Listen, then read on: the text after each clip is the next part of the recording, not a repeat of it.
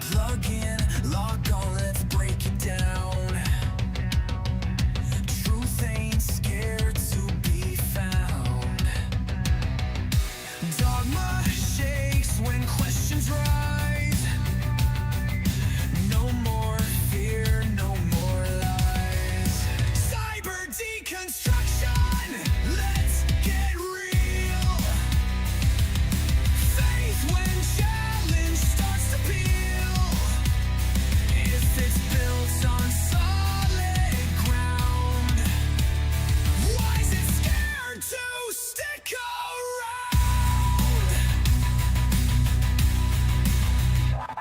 Sacred text, twisted views. Time to separate lies from truth. Not here to burn, but here to see what survives when the mind breaks free.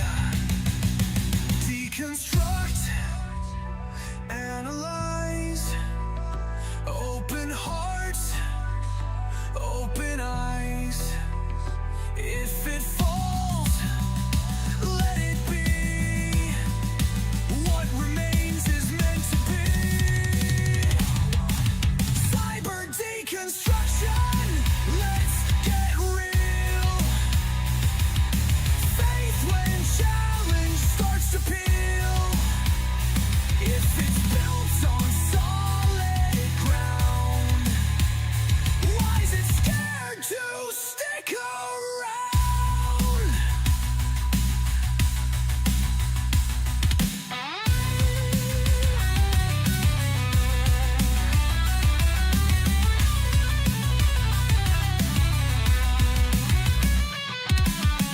Not for hate, but for the wise. Truth won't shatter, only lies. Time to start the conversation. Now ain't the time to pretend nothing happened.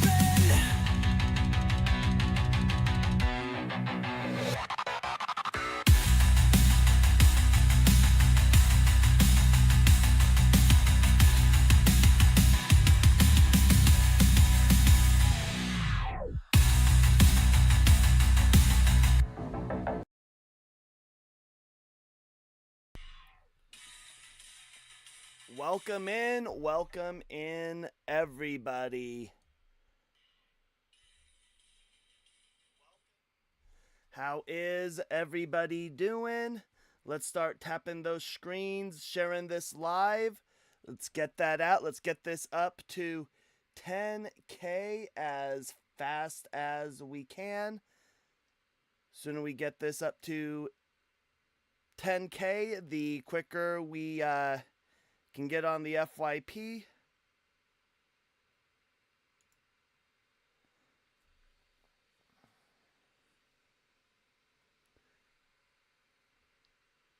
And again, I forgot to get one other thing up on the screen real quick.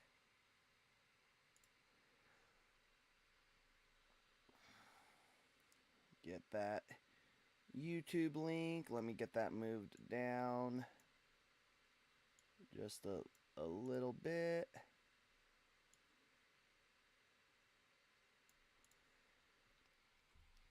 All right. So if you're on YouTube and you do want to join the debate, the link is right up there, tinyurl.com, cyber guest. Hop on in. I'd love to chat with you. Love to have some debates. This morning we had a few people come up. But hop on in. I'd love to talk with you about it.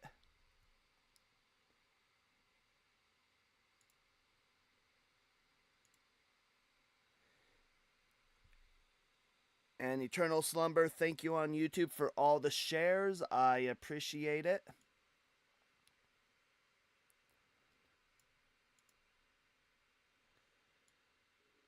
And let's keep tapping that screen, sharing the live. Yes, absolutely. Praise Doug and his disciple Rocky. This is Rocky. This is Doug's disciple. This is the rock that Doug threw. This is how we know the actual gospel. There's a whole lore behind it. How you doing, Miss Michelle?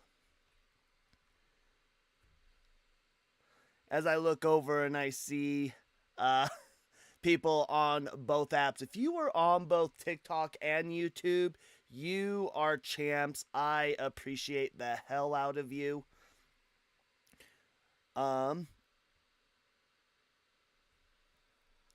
And Tenebrous, you were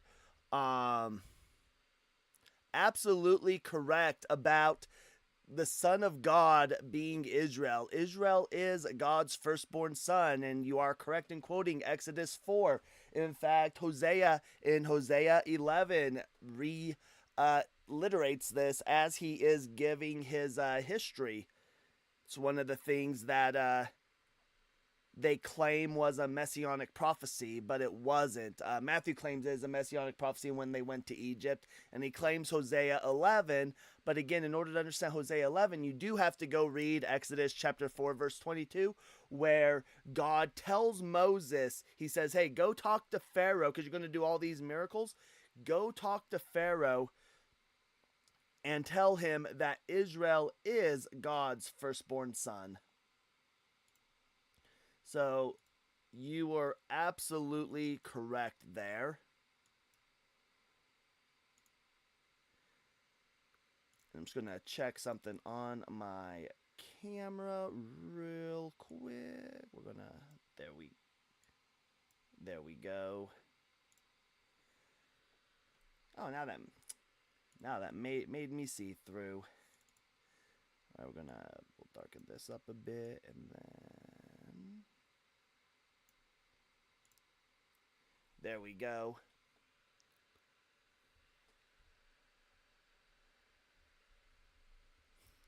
Nice to meet you, Tenebrous. Shalom.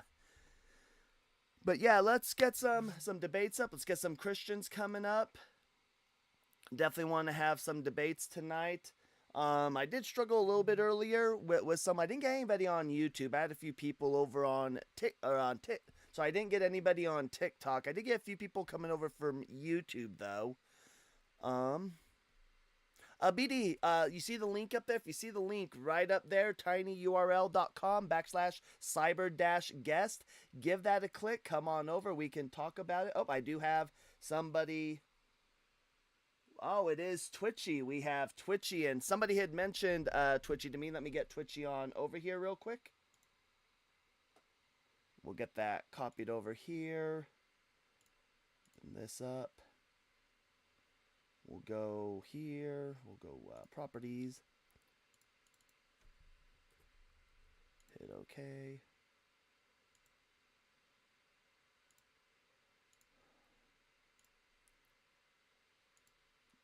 All right, Twitchy, can you hear me?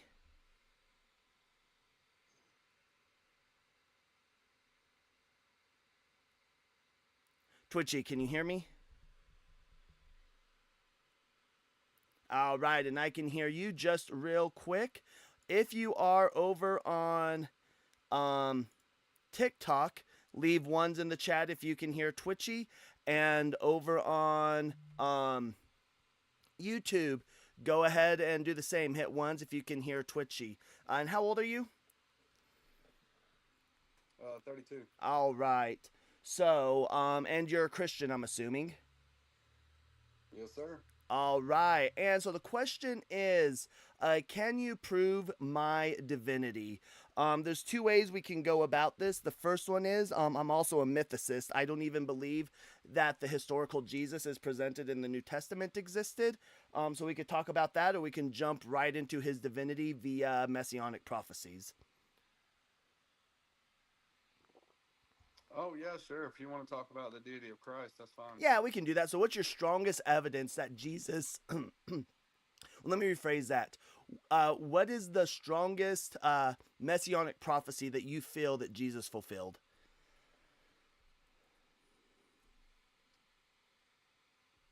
The fact that he predicted his own death and resurrection and then did it. And where do you predict that at? I mean, dude, I don't have it pulled up. I'll have to Google it. Yeah, are you thinking like Isaiah 53? Isaiah 53 is normally where they go for that. No, I'm talking about in the New Testament, Jesus said, I'm going to die and rise again. And then he did it. Oh yeah, yeah. It'd be fair that he, if he did exist, I'll grant you that for, just for this part of the argument that he probably did exist. And yes, he was probably well aware that when you're going around claiming to be the Messiah, so to be the Mashiach is, there's two groups of people that are Mashiachs. One of them are Levitical priests, and the second one are kings. But when you're talking about being the Messiah, the Mashiach, the Hot Mashiach, that is a claim that you are the king. So when Jesus is walking around making claims that he is the king, yeah, the penalty for that is going to be death. So it's not too far fetched for somebody who is claiming to be a fraudulent king to understand that if they get caught, they're going to be unalived. Like I wouldn't. That's not a stretch for him to make that claim. So he's the king and the priest, and he claimed to be God in the flesh. Yeah, can you show me where he was anointed to be either a priest or a king? When did that anointing happen? Matthew chapter 3, if you look, there's a perfect parallel between what happens at Jesus' baptism and King David's anointing. Oh, that's not a baptism. Isn't an anointing? What's an anointing? How do they get anointed? This process is laid out in I believe it's in Exodus, the anointing process. Hold on.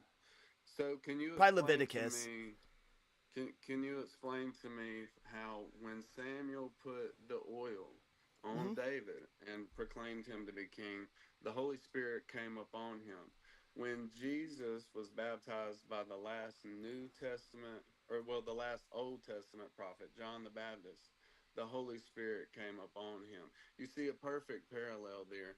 Then you see No, the Spirit. Hold on, Matthew real 1, quick. 2, and 3, up until 4, Jesus being the Son of David.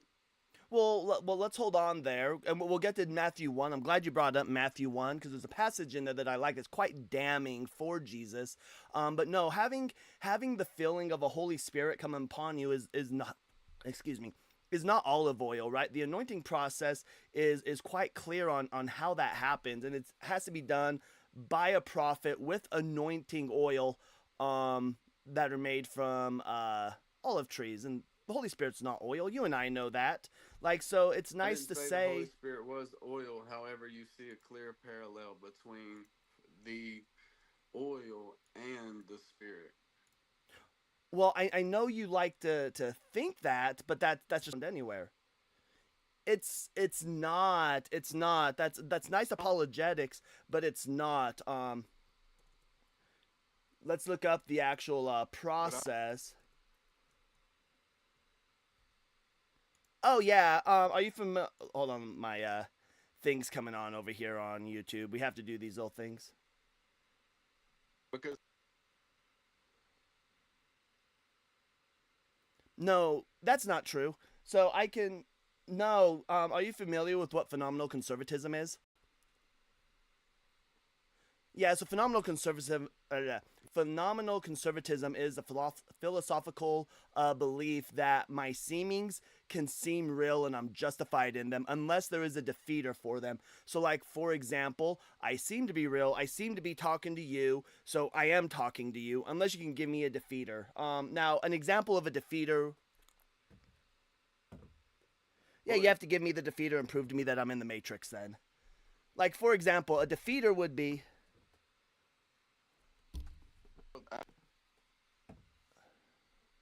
Oh, it's not. It's not presupposing my existence. My seemings and what I seem, my senses and what I seem around me is the justification, right? So for example, what a defeater would be, well, let me finish. Hold on, let me finish. okay, No. I'm appealing to my seemings, right? And so what this means is like a defeater would be like, for example, if I see. Yeah, what I see around you, my seemings, what appears to be. Sure, yeah, we could do that, but I'm still justified in it, and you just need to give me the defeater for it. Like, for example, if I, well, hold on, let me finish. Yeah, I'm just justified in it, and you just need to give me asking me how do I justify it. You just need to give me a defeater. It's not. Right now, It's not. it is.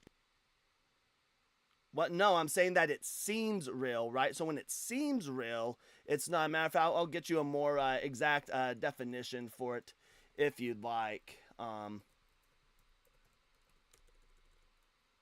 Well, my,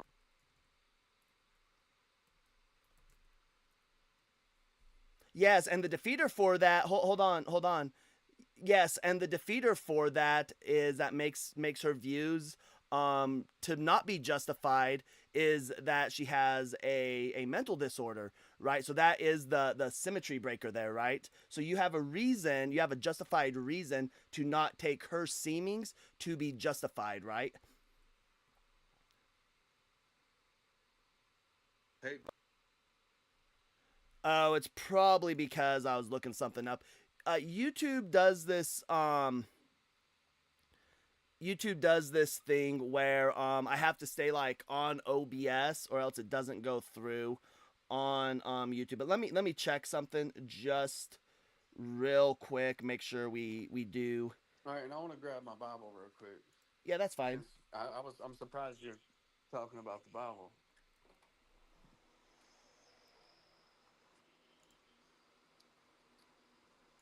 Here we go. And while we're doing this, I'm gonna try to get this link. Mm-hmm.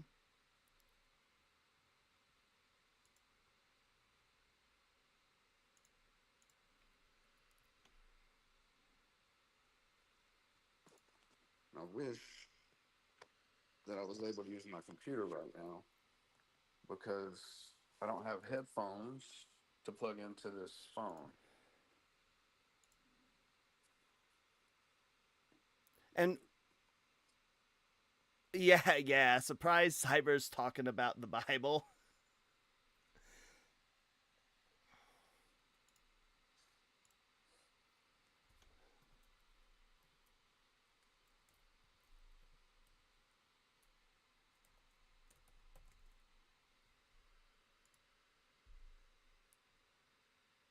Yeah, I mean, Almost 4 or 5 nights a week.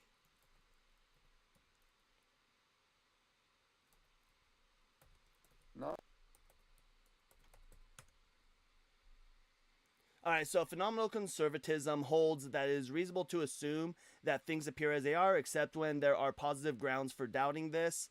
Um, and so and this just comes from that we do this even when you as a Christian hold a claim that like you're reading something, right? To you, your seemings in the book seem real. When you feel the Holy Spirit, you know you're feeling the Holy Spirit because of phenomenal conservatism, because you have the seemings that you're feeling the Holy Spirit. But then once we introduce a defeater to that, then you then have to decide, are your seemings still justified or are they not? That is done via a defeater. So an example of a defeater would be children are justified in believing that there is a Santa Claus if all they've ever been told that Santa Claus does exist, because they're justified in it, right? And they're now once their parents come through and say, hey, turns out Santa doesn't exist anymore, they're no longer holding that justification. Or let's say I see a straw in a cup of water and the straw looks like it's bending. My seemings should tell me that the straw is bending. However, once I am given the law of, I think it's refraction within water, and I understand how refraction works, then I am no longer justified in believing that that straw is bent because my seemings have now changed. I have knowledge introduced, so now I understand that the straw is actually straight. Yeah, So yes. I understand what you're saying. Mm-hmm. I would just say you have to.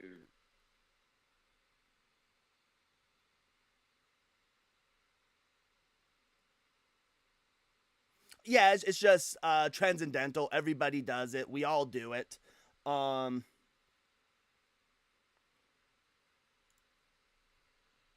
And so that's how I would know that I'm not a brain. That's how I would know that I am not a brain in a vat, is because it seems that I'm not a brain in a vat.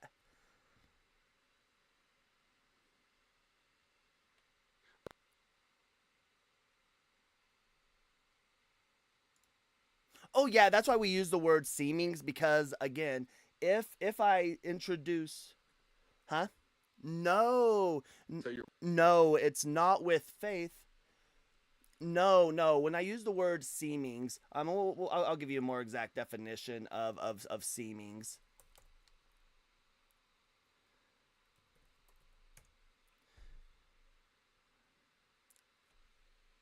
So yeah, seemings are just the way things seem or appear to be. This takes into account our senses and our knowledge and philosophical stances. Um, they can also include mental attitude and feeling, so on and so forth. So, and the reason why we use the word seemings is because if there is a defeater for it, then the seemings is no longer justified. However, when you get an opportunity to change your life goal, Miss Michelle Oh, I analyzed saw it. that. I saw that. so Oh, sorry. My co-host on TikTok. You can't hear her, unfortunately. She was just letting me know I needed to update my gift goals on TikTok. And Miss Michelle, thank you so much, so much. Let okay. me get this goal set up. But you brought up Matthew chapter 1, and I'm glad you brought that. Did you know that Jesus came from a cursed line?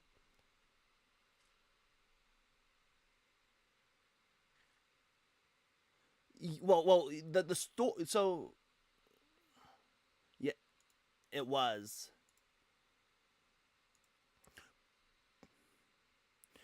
Well, he didn't restore the line. You are right. The curse was removed. You are correct. But the issue with that is when Jeconias was removed from the throne by God, who was put on the throne in God or in Jeconiah's place? I can't really remember Zedekiah. at this And time. in Matthew, the whole reason for giving that genealogical line is to show that had the Davidic line been maintained, then Joseph would have been on the throne, and thus Jesus would have been heir to the throne when Joseph passed. That was the whole purpose of it, so that he was in line for the throne. But one, that's not the case because uh it went to Zedekiah after Jeconias, right? Like that curse that you're talking about. The very it's either the next verse or the next chapter talks about how Zedekiah was put on the throne, and it was actually through Zedekiah that the Israelites ended up in bondage in Babylon. Um, so the line would have went through him, not through Joseph. So it would have went through whoever his descendant was. And it not mentioned that if you believe that James had a brother, that would have also been through Joseph, and the birthright would have went to the blood relative of Joseph, not through Jesus, because Jesus was not a blood relative of Joseph. So what's your point? Oh, I'm just saying, and I don't know why the guests. Let me check it because the guests are having a hard time.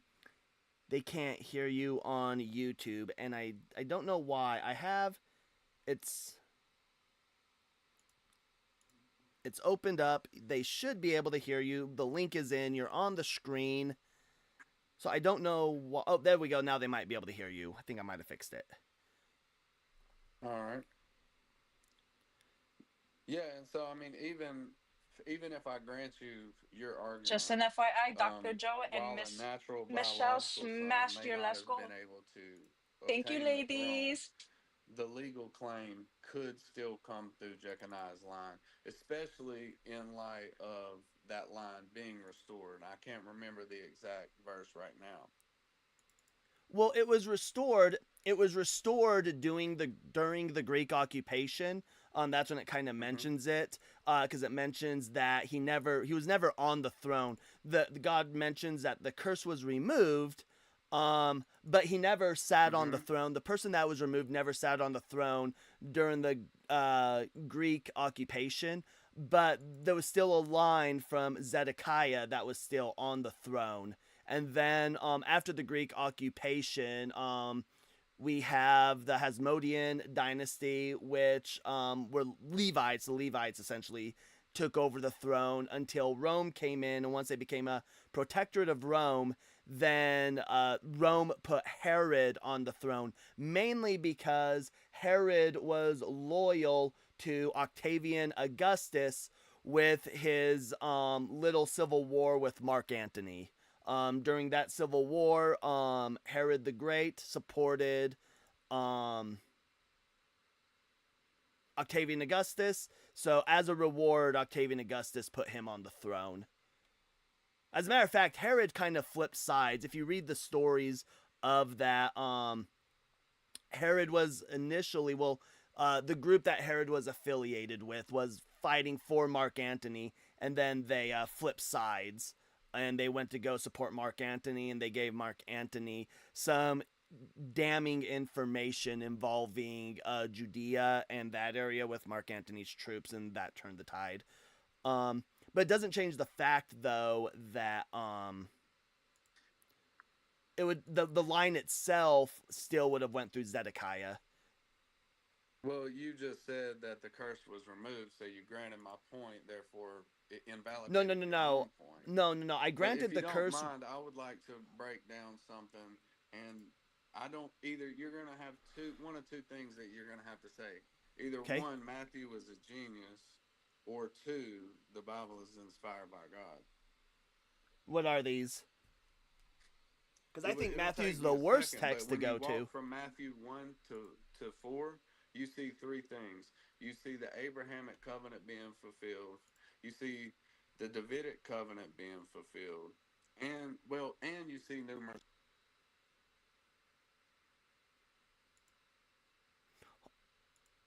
Oh, let's talk about the Abrahamic covenant. What was the Abrahamic covenant? That one I'm really interested in.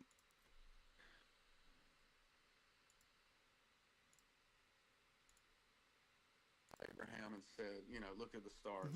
And he said, your descendants are going to number like the stars in heaven and the sands on the seashore. And then he promised. And what land? And what land? Well, initially it was the promised land of Israel, and then the double fulfillment is the world. See, Christians, we're going to take over the world according to Jesus and Matthew. Oh, you guys are doing a horrible job. And if you look around, it's happening. It's not. You're about to be overtaken by Islam within the next 20 years. Islam's going to become the dominant religion. We're the largest religion in the world, and we started from 11 dudes. That's it. Well, no, that's not true. And we're continuing to grow.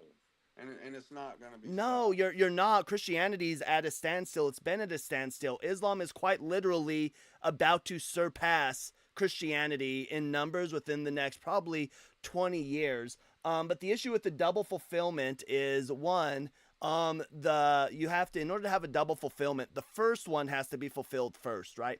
So the prophecy was that Abraham's. It wasn't, because the Jewish people, after the Bar Kokhba revolt, were expelled from the land of Judah. They were expelled after the Bar Kokhba revolt. The Jews were kicked out of the land, right? They were kicked out of their land because they didn't obey the law according to Deuteronomy. They received the covenant curses.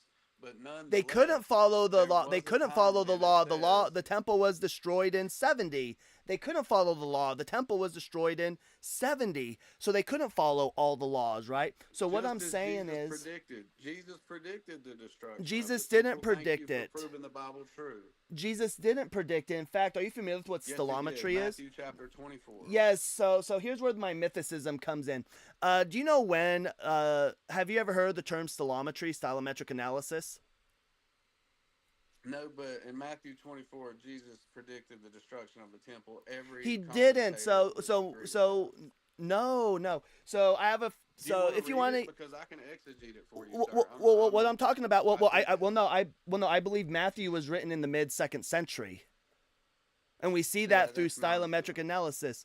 No, we see that through stylometric analysis. So I have a friend of mine. This is a book he wrote. And his name is, you go on TikTok if you want, Christ Before Jesus, and you can go follow him, and you can ask him all these questions. But he's a data scientist, and so how stylometric analysis works is it establishes authorship, right? Everybody that lives, right? If you're a writer, you have an author print. There's a way that you use basic common words that nobody else uses. Stylometry is peer reviewed. It's used in court. In fact, have you ever heard of Robert Galbraith? Do you know who Robert Galbraith is? What year did you say that Matthew was written again?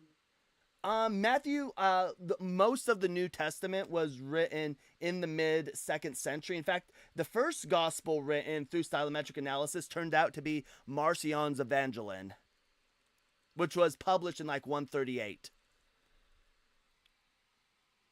Interesting. Yep.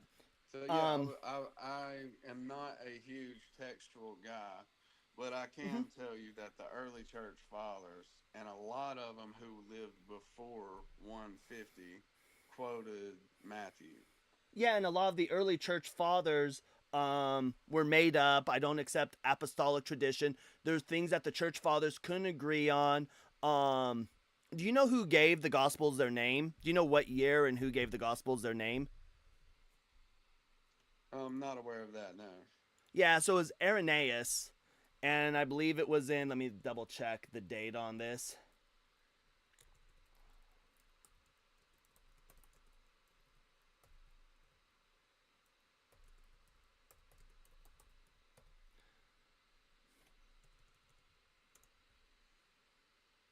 Oh, Irenaeus? Yeah, that's what I thought. Yeah, so it was in 185 when Irenaeus gave them their names, because the Gospels were initially written anonymously. You could just go read the writings of Irenaeus. And the... Yeah, the earliest church father that mentions them was Justin Martyr. Justin Martyr mentions them the earliest, and when Justin Martyr mentions them, he doesn't even refer to them as Gospels. He refers to them, let me see what Justin Martyr refers to them as. But Justin Martyr implies that Luke and Mark were apostles as well.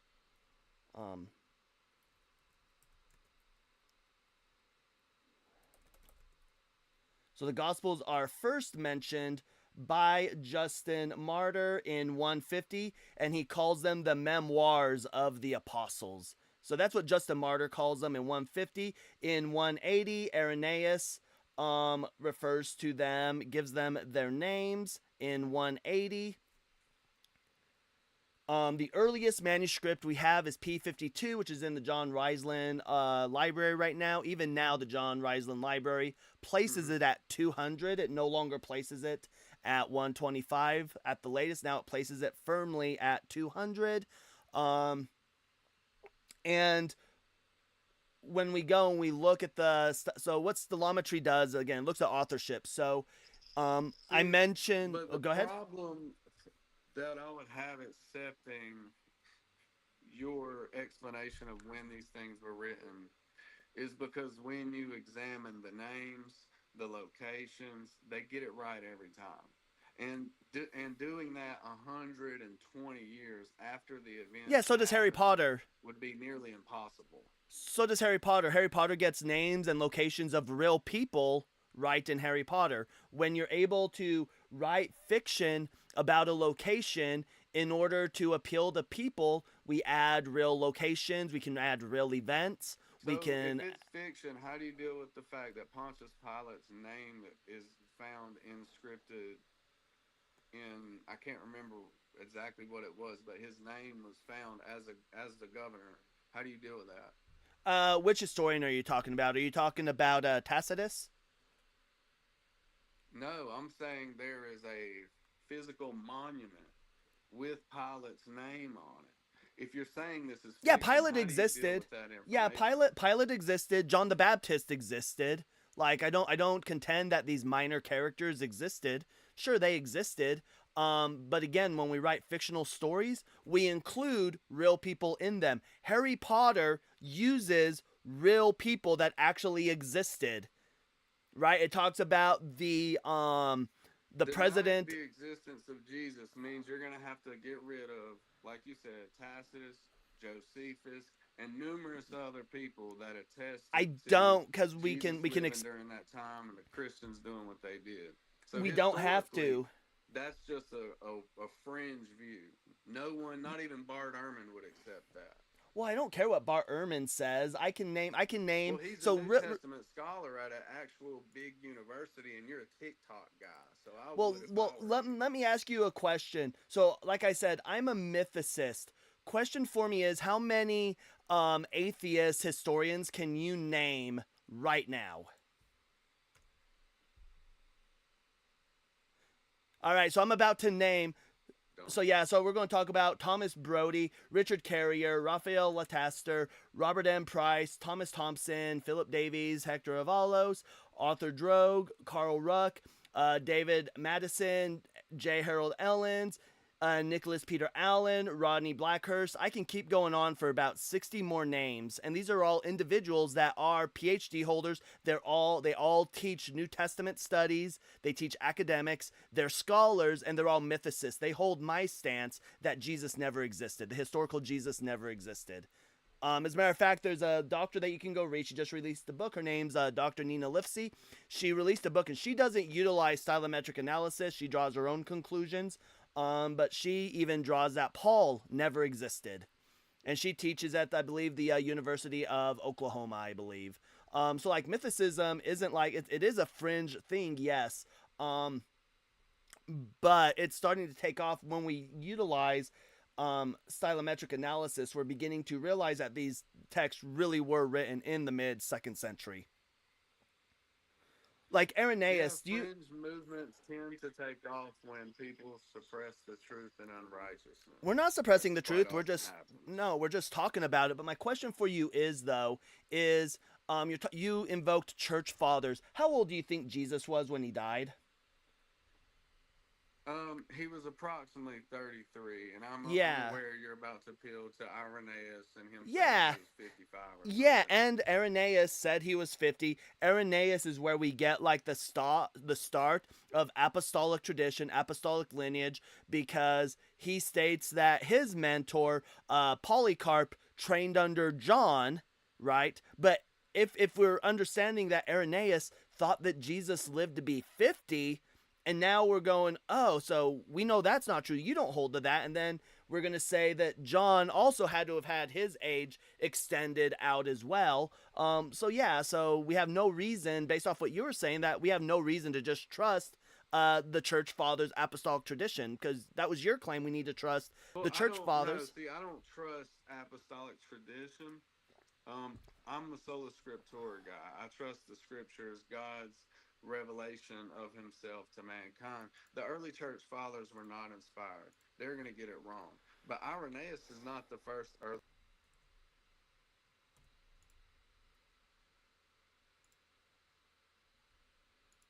Oh, I don't believe Clement of Rome existed either. We've only got one letter from him, and it's like, maybe. So I'm up in the air. I'm up in the air whether or not Clement of Rome actually existed.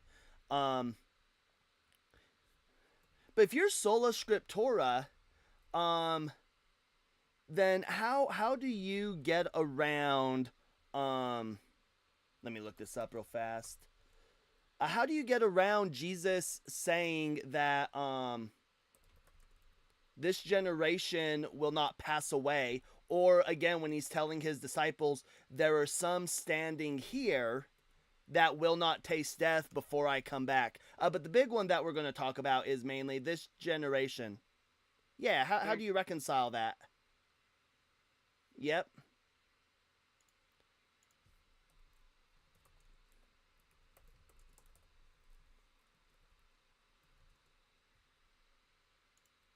Mm-hmm.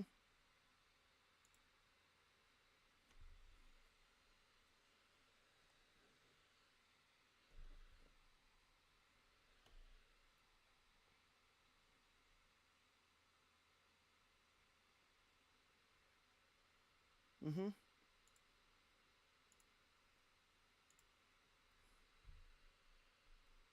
Mm-hmm.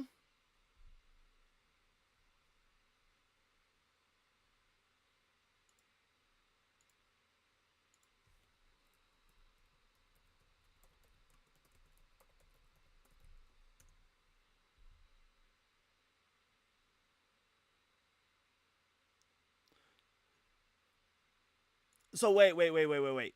So hold on. When Jesus says, hold on. So when Jesus quite literally says, um, there are some. Or sorry, let me go read this real quick. So when Jesus says, um,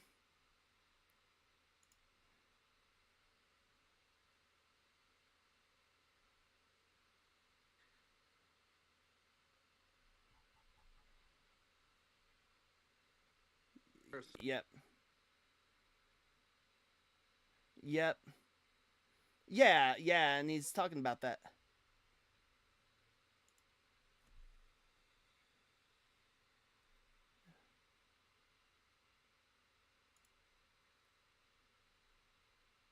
Well, I don't care what Revelation says. Hold on. I don't care what Revelation says. Yet we have to establish Jesus to be a Messiah first, right? But the question is when. Go ahead. Is all of this is judgment language, and Jesus is saying, "I'm coming back to destroy." No, he didn't. What he said. Listen, what he says, and we'll go read it. It's in verse 34. Um, well, first above Cyberblade that he. says that they can't hear guests on YouTube. Yeah, it's because when I go over to look at sources, they're not going to be able to hear me, unfortunately. But I need it to be able to look at my sources. Says, so then will appear the sign of the Son of Man in heaven. Then all the people of the earth who mourn will see the Son of Man coming in the clouds of heaven, power and glory. Right. And then he mentions, right, when we're talking about this in verse 30. Oh, it's just there. 34. Yeah, there it is. Truly I tell you, this generation will certainly not pass away until all these things have happened. Heaven and earth will pass away, but my word will never pass away. Right? But the generation did pass away, and Jesus never came back. He's talking about coming back on his glory. That's what he's talking about.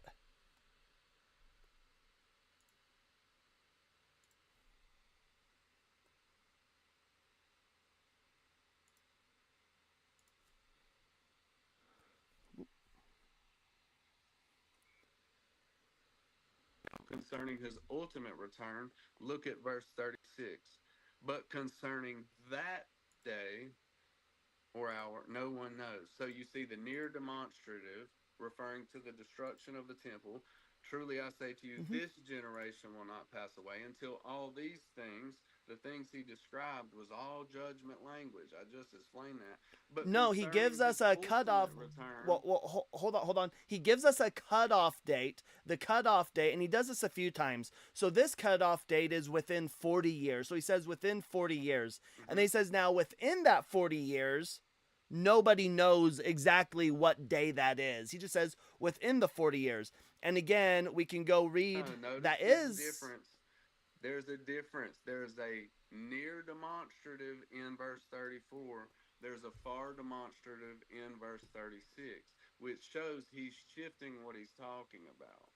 No, we'll go back about this. There was multiple things. Hold on. So we'll read this real quick. Hold on. We'll just read it. He says, "Truly I tell you, this generation will certainly not pass away until all these things have happened. Heaven and earth will pass away, but my words will never pass away. But about that day or hour, no one knows." So he's talking about within that 40 years, nobody knows, not even the angels, not even himself, but only the Father.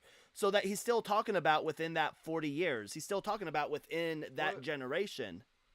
What questions did the disciples ask him to prompt this conversation? Yeah, we could go talk about that. So what is going on is when we go up.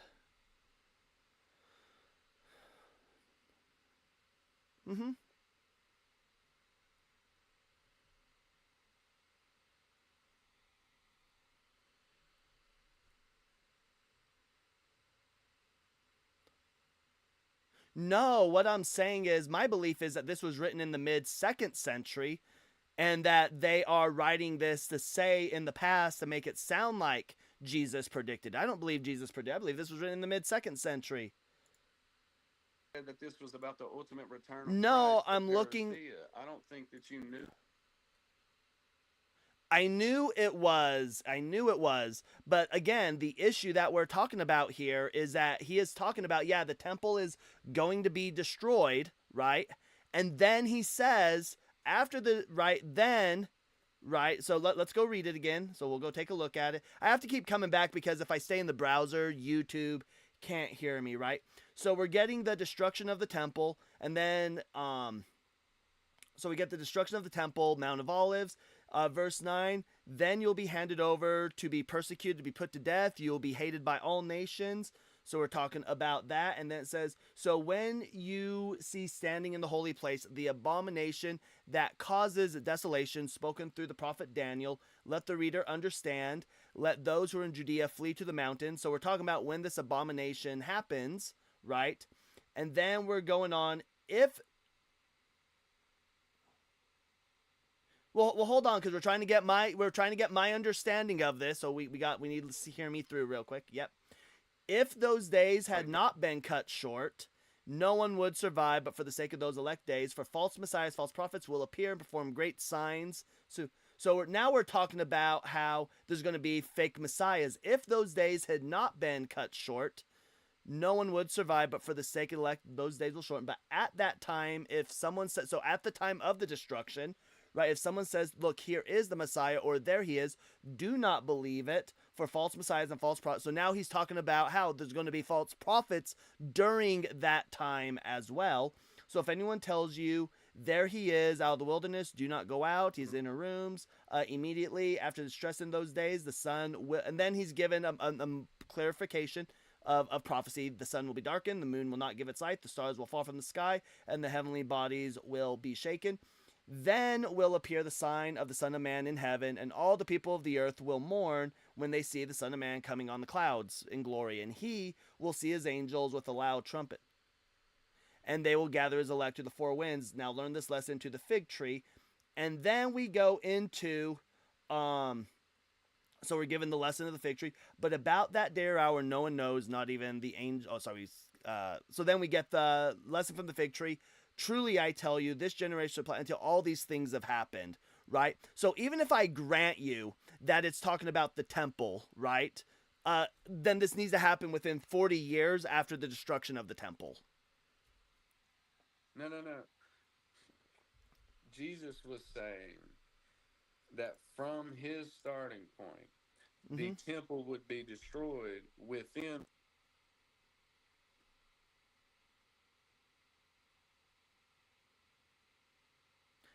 That's not true. Verse 30, then will appear the signs of the Son of Man in heaven. Then all the people on earth will mourn when they see the Son of Man coming on the clouds of heaven with power and glory. And he will send his angels with loud trumpet call, and they will gather his elect from the four winds, from one end of the heaven to the other. Now learn this lesson from the fig tree, and he gives the lesson of the fig tree. Even so, when you see, well hold on. All right. Yeah, go ahead.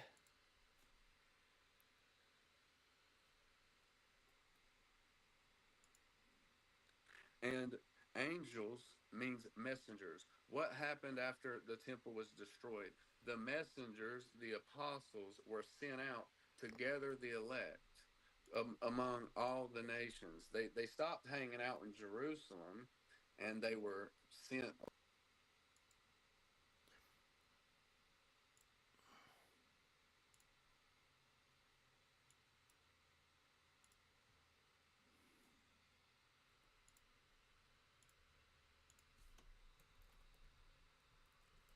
And what did he, hold on, we'll go read it. What did Jesus say about his second coming, about sending his apostles throughout the lands? Let me go find that. Hold on, I'm looking up a scripture real quick.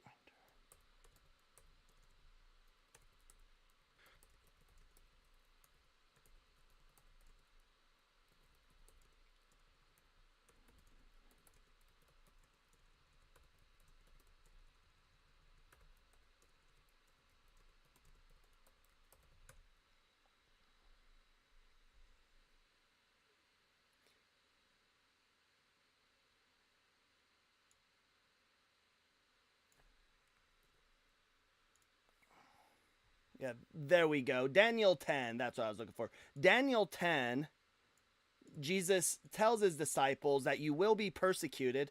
He says you're going to be persecuted, and when you're persecuted, just go to the next town. And when they persecute you there, go to the next town. And then when they persecute you there, go to the next town. And then he says, and let me go read this up real quick. I think you meant Matthew. Oh, sorry, Matthew 10. Yeah, Matthew 10:23. And he says, when you are persecuted in one place, flee to another. Truly I tell you, you will not finish going through the towns of Israel before the Son of Man comes. Right? So we have a case here where, yeah. Amen.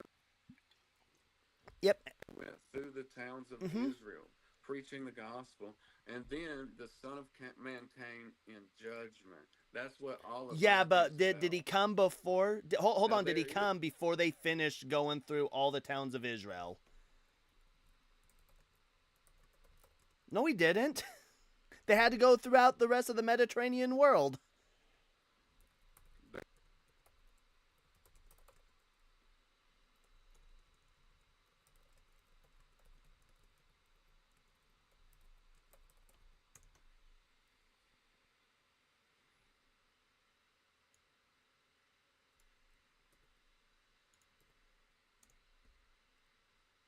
Jesus didn't destroy the temple. The Romans destroyed the temple. No, Jesus didn't destroy the temple. Rome destroyed the temple. Right.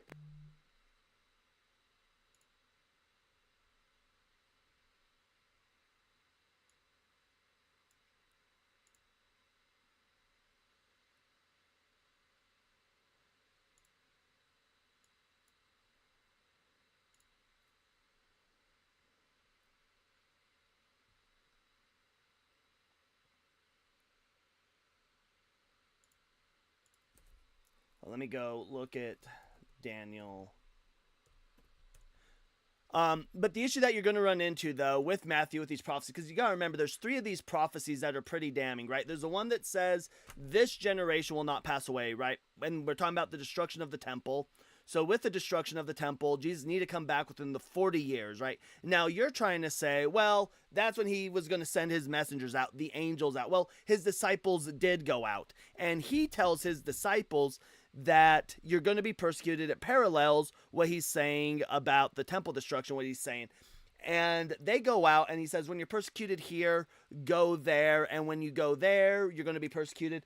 But truly, I tell you, you will not have visited all of Israel before I come back. And he doesn't come back. They eventually have to go throughout the Mediterranean world. And then when we go, again, another damning verse for this is Matthew 16, when he says, truly I tell you, there are some standing here who will not taste death before they see the Son of Man coming in his kingdom. And then, but then, Right. Ascended, and according to Daniel 7, he received the kingdom, and that was then brought in 100%. no, it is, because he has to come back with his angels and his glory. That's what he says, is he's coming back with his angels and his glory, and he hasn't come back, and he's going to be coming on his clouds. That hasn't happened. That's the issue.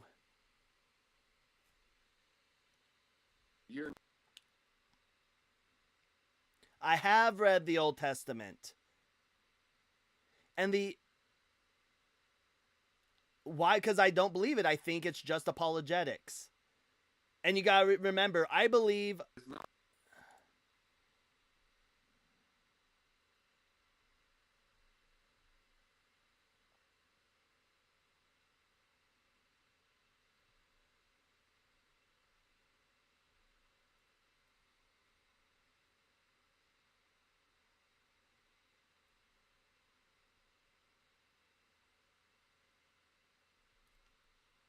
No, I would disagree. And when you read Daniel 9, Are you reading in verse 24 when it talks about an anointed prince? And when you're talking about in Daniel 25, it says an anointed one will be cut off. You're reading those as two different people, right? Mhm. You're reading them as the same person? It's verse 24. Verse 24 in Daniel 9.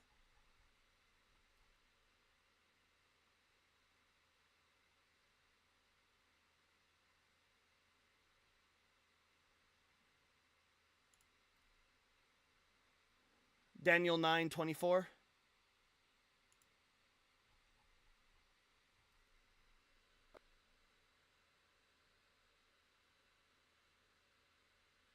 Yeah, sorry, 25. Sorry, so I'm Jewish, so I'm reading it out of the Hebrew scripture. The Hebrew scriptures they're versed different. Yeah, so I'm Okay. reading it. So therefore know and understand from the time the word will now restore and rebuild Jerusalem until the time of an anointed prince. So who's this anointed prince?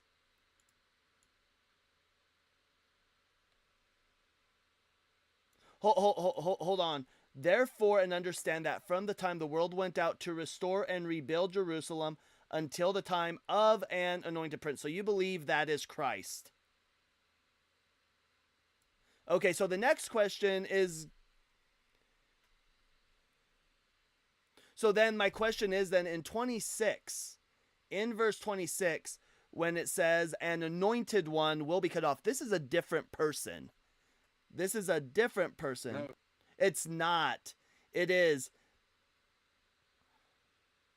But it's talking about a different one. We'll go read it because it's talking about a different one. So, verse 25, know therefore and understand from the time that the word went out to restore and rebuild Jerusalem until the time of an anointed prince. If you believe that is Jesus, there shall be 7 weeks, and for 62 weeks it shall be built again with streets and a moat, but in a troubled time. After the 62 weeks, an anointed one, right? So it's talking about a different one. It's not, if it was talking about the prince, it would be using the anointed one. We'd be seeing the Hebrew there would be using the Hebrew aha to mean the, because we've already talked about the anointed one. But this is just using an anointed one. So it's not a definitive. It's an anointed one shall be cut off and shall have nothing, and the troops of the prince. So now we're going back to who this prince is, the troops of the prince. And if you believe this troops of the prince is the above anointed one, is to come and shall destroy the city and sanctuary. Right? So this is talking about two different anointed ones. It's not the same anointed one. The text makes that clear.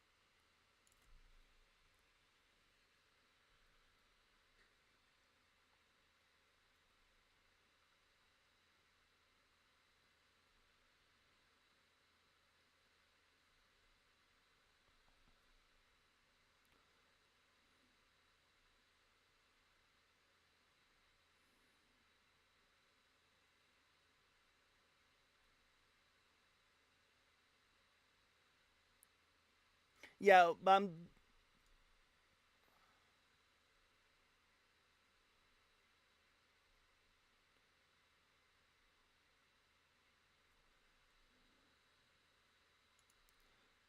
well, so hold on though. The question is though, right? The question is then, is the prince Jesus, or is that just Rome?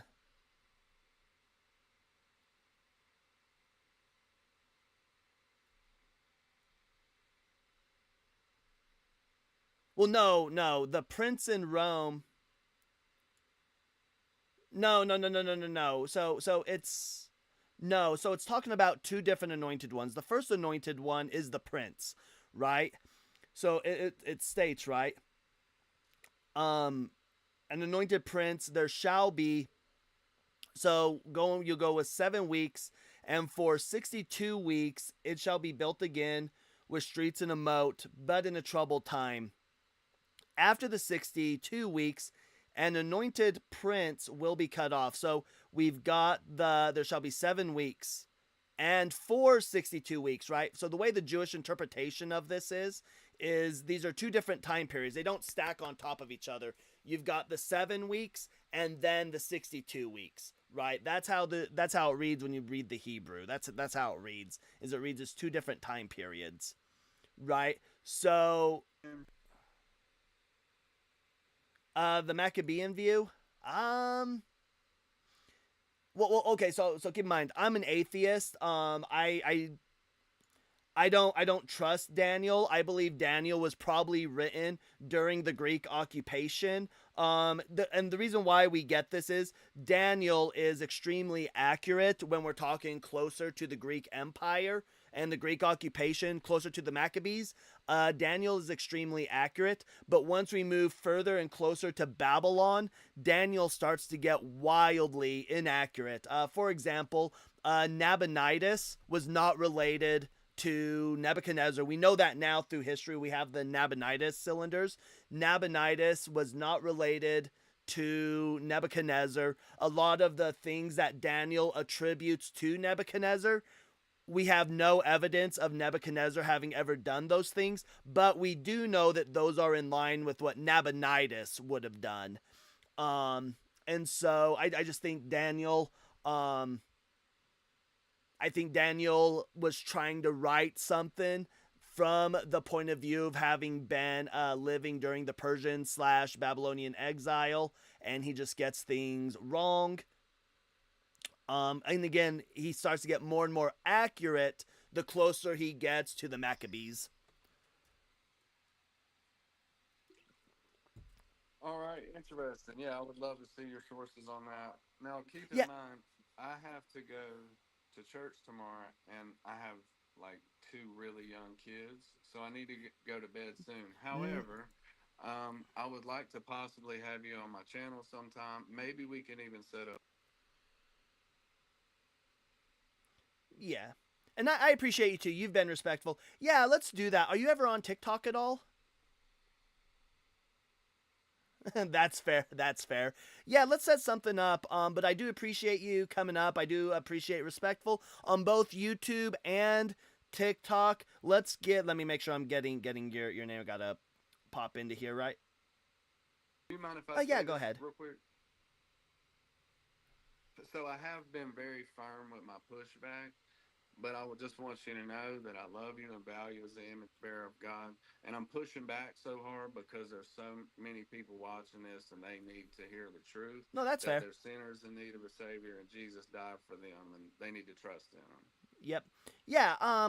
So yeah, I do appreciate you coming up. You've been respectful. Yeah. Message me on. I think you can message me on YouTube. But yeah, we'll get together. Yep. And people on TikTok and YouTube, let's give Twitchy some massive W's.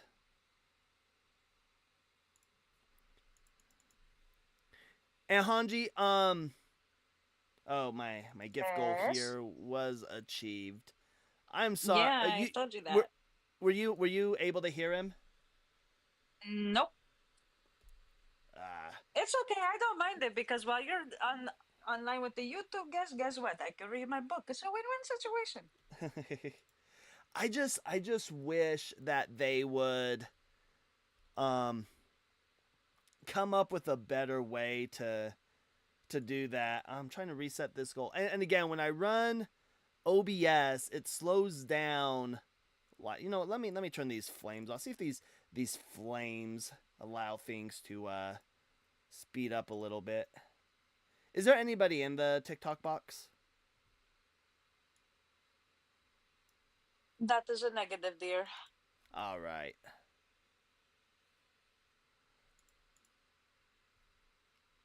Yeah, I'm still not convinced. And again, when you go look at those time frames in Daniel 7, it doesn't line up. It's a nice thought though, but they don't. We got over here. We got Samuel coming in. Oh, did I? There we go. He's coming in. Hey, I'm an atheist, but I just watched like the hour-long video of you clowning on that Mormon guy. Mm-hmm. Um, I was wondering, did you ever talk to that guy again? I know I'm probably being Um, unspecific. I don't know his name. this was on Justin's live, right? Yes, yes, Yes, there's a few Mormons that I've clowned on. Was he the one that was kind of had a more higher pitched voice? yes. And he said, "I'd like to finish my thought a lot." Oh, yeah, yeah, yeah. No, I've talked to him before. Talked with him before, and he just has bad talking points. Yeah. But no, I've never talked to him. Have you ran into him again? Who, me? Yeah. Have you No, like no, no, no. I'm seen? trying to. I want to find him. I want to find his channel. Okay. Yeah, because there was another guy that we went up on, and that guy, so the Book of Mormon, one of the issues with the Book of Mormon is it has a lot of anachronisms as far as archaeology. And so there's another guy Yeah. that we went up there, and he started bringing up horses. He was talking about there's this study they did where they found some horses in Mexico, some horse teeth. But the issue is that the teeth that they found did not have enough biological material in them for them to be able to run carbon dating on them. So instead of running carbon dating on the teeth, they ran it on other biological sources that were found within their fossil layer. But that's not how you test these things. You got to actually test them on them themselves because things shift and stuff. And that study also has a 7,000 year gap in its study.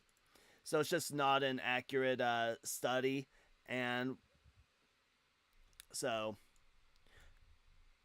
I'm trying to get this my TikTok gift goal reset. So It's still funny. yeah, but Like even Mormons, if it was horse teeth, they still have to prove like there was like giant cities in America right, before the right. colonization. Yes, yes. Well, that's what they try to do is they try to point to like so all the Book of Mormon never makes it clear where they're at, right? There's some areas that it gives like descriptions of and you can like look at a map and kind of pinpoint, but it doesn't ever say like we were here, there. So you're led to believe that they were traveling anywhere within the Americas as a whole, all the way to the tip of South America, all the way to the tip of Alaska. So those are like the beliefs that you're given, and so Mormons look at like the indigenous sites down in South America, and they look at those as the ancient civilizations. Yeah, that's like that just seems kind of I don't know if to say racist to Oh, claim existing civilizations as your own. Not that it that's a surprise definitely because there's a ton is. of racism in that garbage, but Yeah, it the, definitely is. It's culturally erasure. Like it is absolutely disgusting. did you know the Hundred Garden of Eden percent. is in Missouri? Yes, yes, they believe the Garden of Eden. They actually have it as a tourist site. And they refer to it as Adam on Diamond. Well, so Adam on Diamond is an event that's going to happen in the future, but it's going to start at Eden. So you'll hear them refer to Eden also as Adam on Diamond. Um, but that's like where things are supposed to kick off. Um, but yeah, they're just goofy. And I remember my ex-wife was Mormon, and I remember asking her one time. I was like, "Hey, if we take a trip to Missouri, if that's where the Garden of Eden was at, can I go meet this cherub with a flaming sword? Can we go meet this cherubim with a flaming sword? Can I do that?" And she just glared at me. I'm like, I'm just saying, because it was put there to prevent Adam and Eve from going back into the garden, right? So if man is not supposed to be going into the garden, and I kind of want to go find this tree. Where's this tree? We should go into Missouri and find this tree. Um, Yeah. hashtag free the tree of life. Like, what are we doing? Mormons, you own the Garden of Eden. Go start selling that stuff. End world hunger. The biggest question is like, if the Garden of Eden was in Missouri, does that mean like Noah and stuff was like operating around there? Noah and Cain and Abel and all them that were they in around Missouri? So that is where I don't know what their beliefs are as far as I believe they believe Moses. Well, no, I think they would believe. I think Man, I don't even know. I'd have to research what their theology on Moses is, because it would make sense for their theology to stand that. And keep in mind, I also believe they believe that this was during the time of Pangea, because they do accept Pangea, and I think Oh, they they do? also, Okay. That makes it yeah, and I clear. think they also accept like the Tower of Babel. Because if you've ever listened, we talk about, if you ever like listen to Christ Before Jesus, we talk about like the Jaredites and the underwater submarines. Those were the Jaredites who were present at the Tower of Babel. Um, and so yeah, it's, I would have to go look though, but I think they believe that Moses was probably in the Middle East. But I wouldn't be surprised if they did hold a stance that he started here in North America and then landed in Turkey. Like I wouldn't have that doubt if that was in their belief. I wouldn't be surprised. Yeah, man. Well, like I really like to hear you talk, and I like your I like hearing you talk about Mormonism. I've been obsessed with it lately. It's so Yep. interesting. But hey, I And am gonna. Oh, go ahead.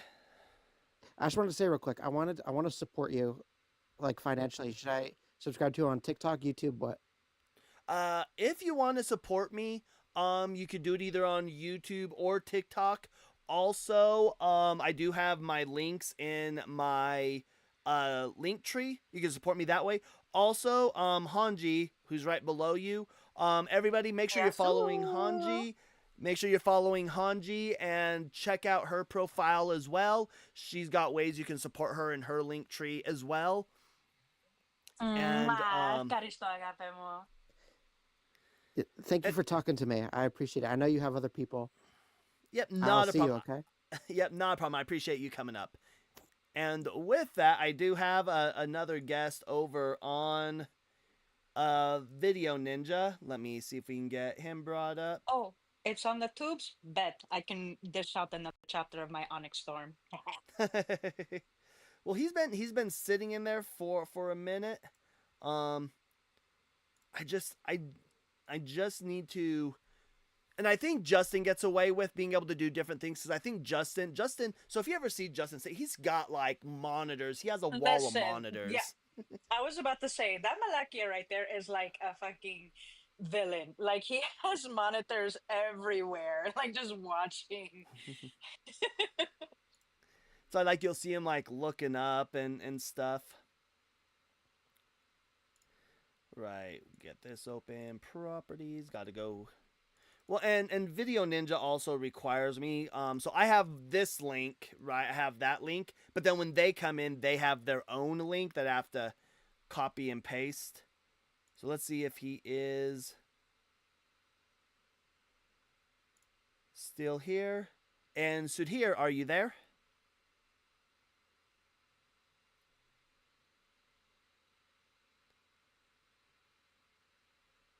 Are you there?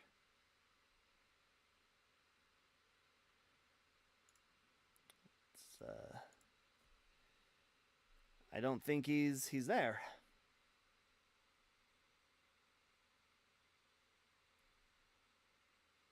All right, if you're there, I'm gonna hang up. Come hang up on you. Come back in, and we can definitely talk. Hop back in.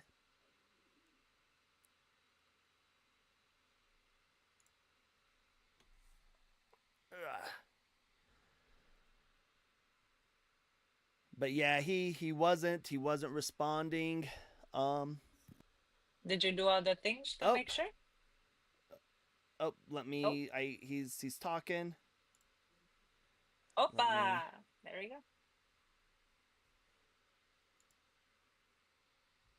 All right, I can hear you. Do you have a set of headphones? Hello. Do you have a set of headphones?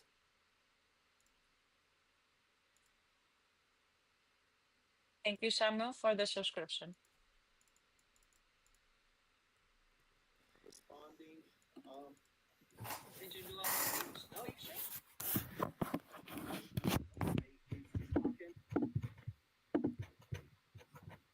Hello. Do you have? You can't hear.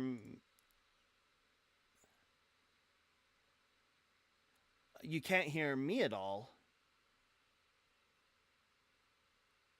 Um, let's see.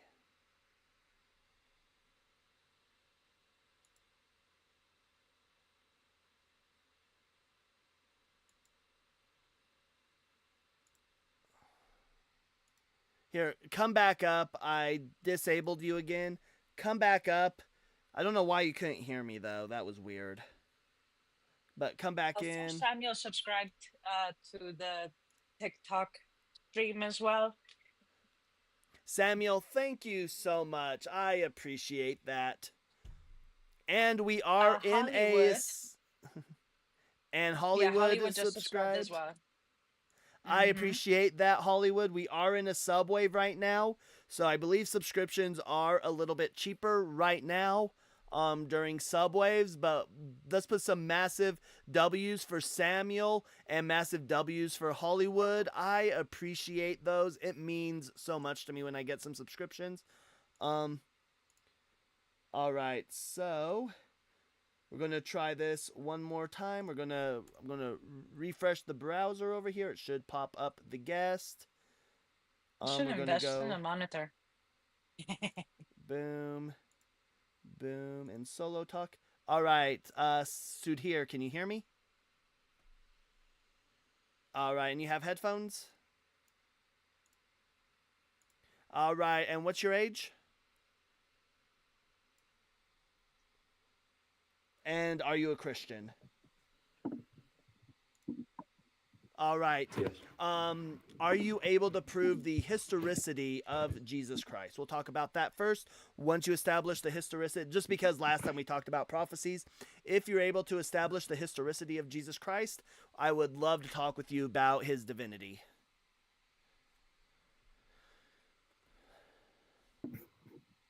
Well, just like any other historical evidence we have, there's the Bible has a lot of, a lot of evidence and proofs and everything, and a lot of it is matching. There really aren't many contradictions, and I would accept it if I were a historian. All right. So have you read Matthew chapter 2? Yes. Who's the king of Judea in Matthew chapter 2? I've read the entire Bible, but I don't remember right now. I'm not a scholar. Yeah, it's Herod the Great. So it's Herod the Great. I mean, you guys would be moment when you. Oh yeah, this is one that I tore out I'm like, why can't I find my New Testament? This is the Bible I tore the New Testament almost out of. So in Matthew chapter 2, it states that the king of Judea is Herod the Great. Right? So chapter 2, it's Herod the Great. We know that it's Herod the Great because when we go down into verse 22, it mentions Herod's son Archelaus is now ruling because Herod has passed away. Archelaus was only the son of Herod the Great. Herod the Great passed away in 4 BCE. Now, if you go to Luke chapter 2, Luke chapter 2 mentions that they're taking a census. The whole reason why they're going to Bethlehem is because of a census that is being taken in 6 CE by a person named Quirinius. Now, Quirinius, we know that he was in Judea as early as 5 CE, but no earlier than that, but probably 6 CE. So between the two birth stories, between I tore it out because I was told it didn't matter anymore by a Christian. So we have a 10-year gap between the birth story of Matthew and a 10-year gap between the birth story in Luke. So which one is true? 10 years, that's it. 10 years is a pretty significant gap, especially given once we have to start taking church fathers into accountability at a later time. I would argue 10 years is nothing. It is because we have to take church fathers into time, but it is also the case that the 10-year gap itself isn't necessarily the issue. The issue is that Herod was not alive when Quirinius was governor. That's the big issue. So was Herod the Great alive or was he not?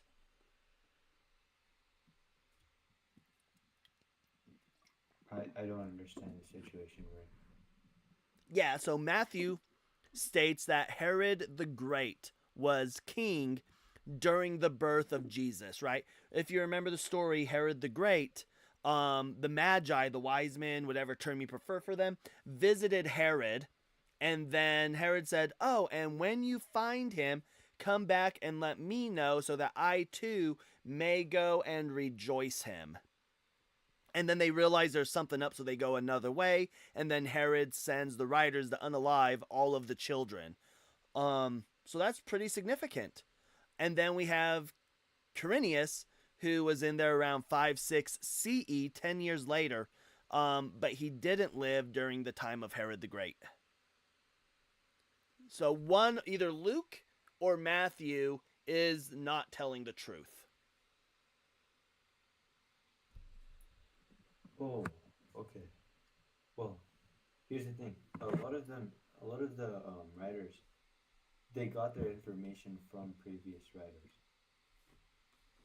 So there might have been some sort of, you know, Well, Matthew had his gap boots on of the ground. communication between them. Sorry?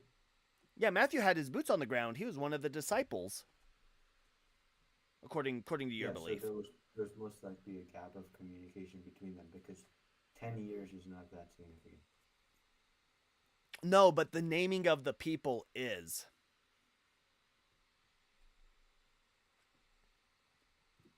Can you please explain?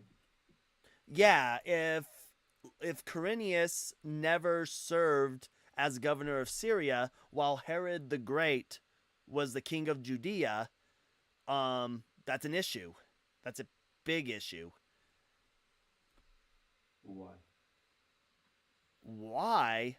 Because we have names of people that didn't exist at the same time, but an event between the two is happening. It's the same event happening with two different people that never knew each other, didn't occupy the same land. Okay, so It's like whoever me wrote it saying, after- would you notice a difference if I was to say that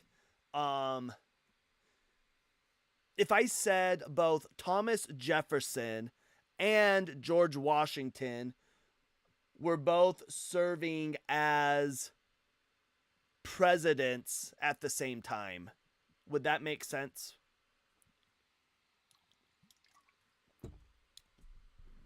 that in itself does not make sense, but if you take into historical context where like one person probably communicated to the other person after like the next reporter after that, and there was some information, something could have gotten published wrongly somehow in the newspaper. So do you know why so you believe that Matthew though was one of Jesus's disciples, right? Yeah. All right, so did Matthew get it wrong? So let's start here. Who got it wrong? Did Matthew get it wrong or did Luke get it wrong? One of them had to have got it wrong. Who was it?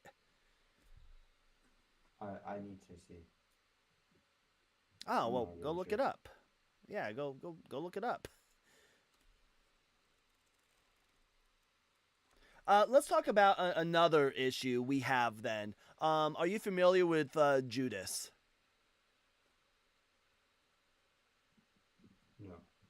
All right, you don't know who Judas was? He's the guy who kissed Jesus in the garden. He betrayed Judas, or he betrayed Jesus. Oh yeah, no. Yeah, what happened to him? According to the Gospels. Yeah, he got sent to hell, I think. No, well, got sent to hell. Possibly sent to hell in your worldview. But what did he do though? He kissed Jesus. He got 30 pieces of silver, betrayed Jesus. Then once he saw Jesus getting arrested and what they were doing to him, he felt guilty. And the Bible says, the Gospels say that he took the money, went to try to give it back, or took it to the temple. And the priest said, "Hey, we can't touch that. That's blood money. We don't want it." And so he threw it in the temple, ran away, and he executed himself. He hung Yeah, himself, right? Now, according to Acts chapter 1, do you know what Acts chapter 1 says he did? I don't remember. Says he took the money and bought a field, and while he was in the field, he fell headlong and he burst open. All right. So, which one of these stories is true?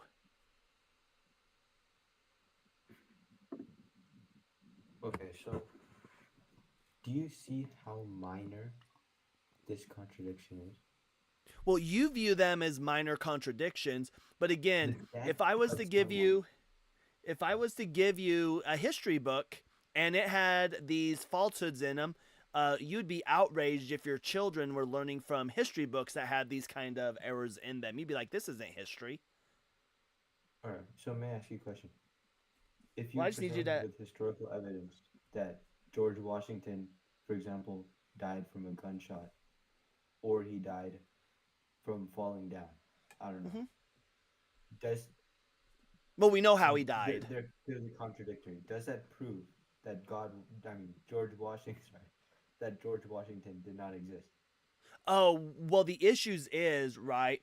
So if I have contradictory issues with George Washington and we don't have any, like, for example, let's say I have you writing me, giving me a history book that talks about how George Washington was visiting a theater and was shot in the back of the head in the theater, attributing that to like Abraham Lincoln and stuff.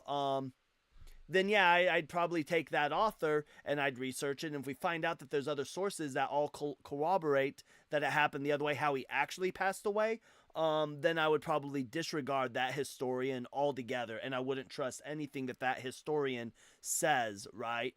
Likewise, when it comes to Jesus, the only claim we have of him are the Gospels. The Gospels are the claim, and so if I'm going to hold that same scrutiny for historians on George Washington, I'm going to hold this exact same scrutiny when it comes to the Gospels.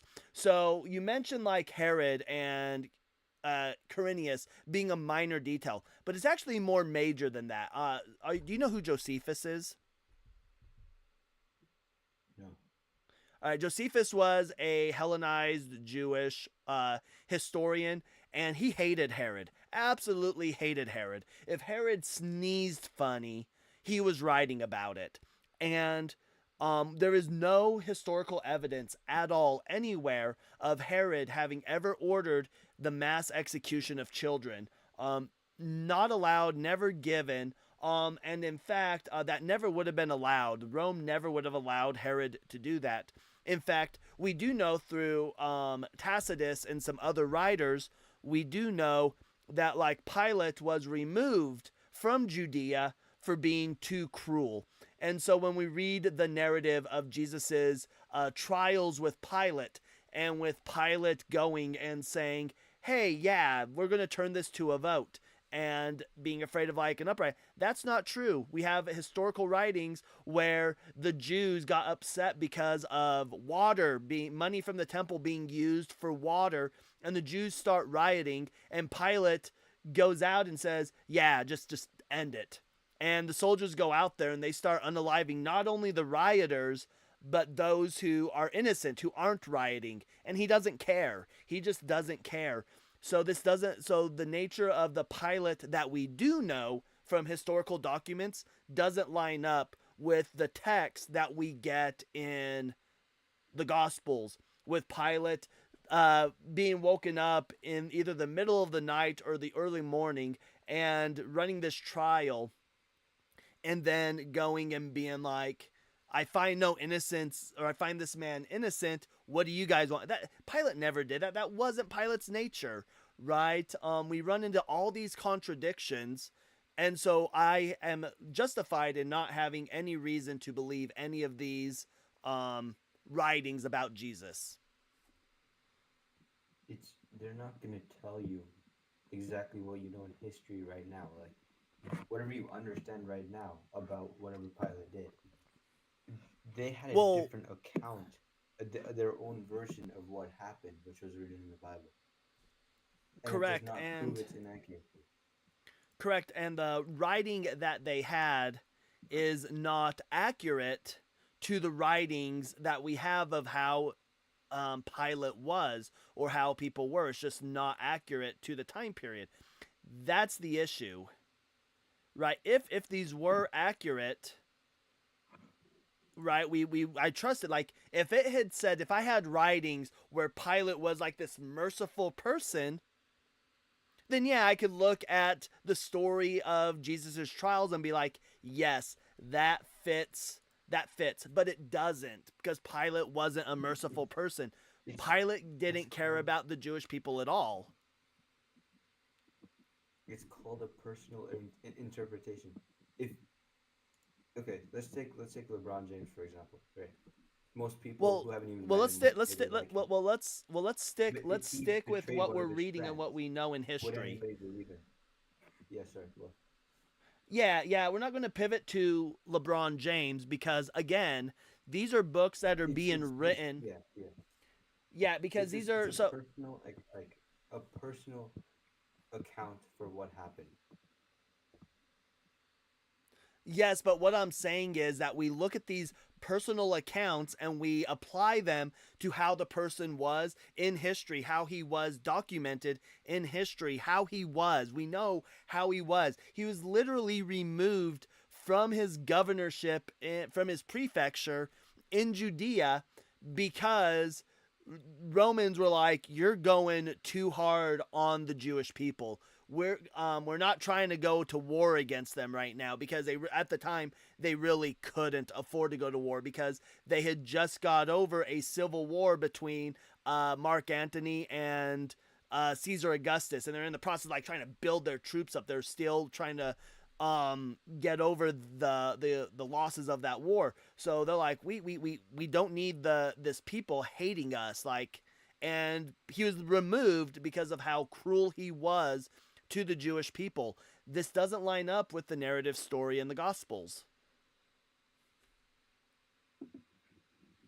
So everybody should have hated him. I don't Well, understand. no. What I'm saying is that when a narrative Like tells you're me, saying if it's historical. You're not disproving that it's not a personal account. I don't understand that. well, no. What I'm saying is that the personal account. Okay, so tell me this: where did the writers of the Gospels get their personal account? From previous writers of the gospel and themselves. Wait. Uh, how many? Who do you think? How many people do you think wrote Matthew? One. Yeah. So when you and how you doing, November? I hope you are doing well as well. So yeah. So what do you mean by like previous writers? Like who is Matthew who was present during this? Like where is his account of Pilate being this just man coming from when nothing in history points to that? There's not even any evidence of doing a prisoner exchange. That's not even historically accurate. That's not found anywhere in history of ever happened. But Personal but account. Or no, but something the you heard from a friend, or some information you got from somewhere else.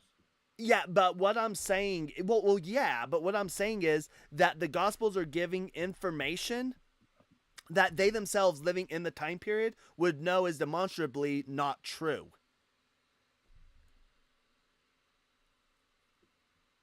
Right? But There was never any historical record ever of this type of prisoner exchanging happening. It's not recorded anywhere having ever happened.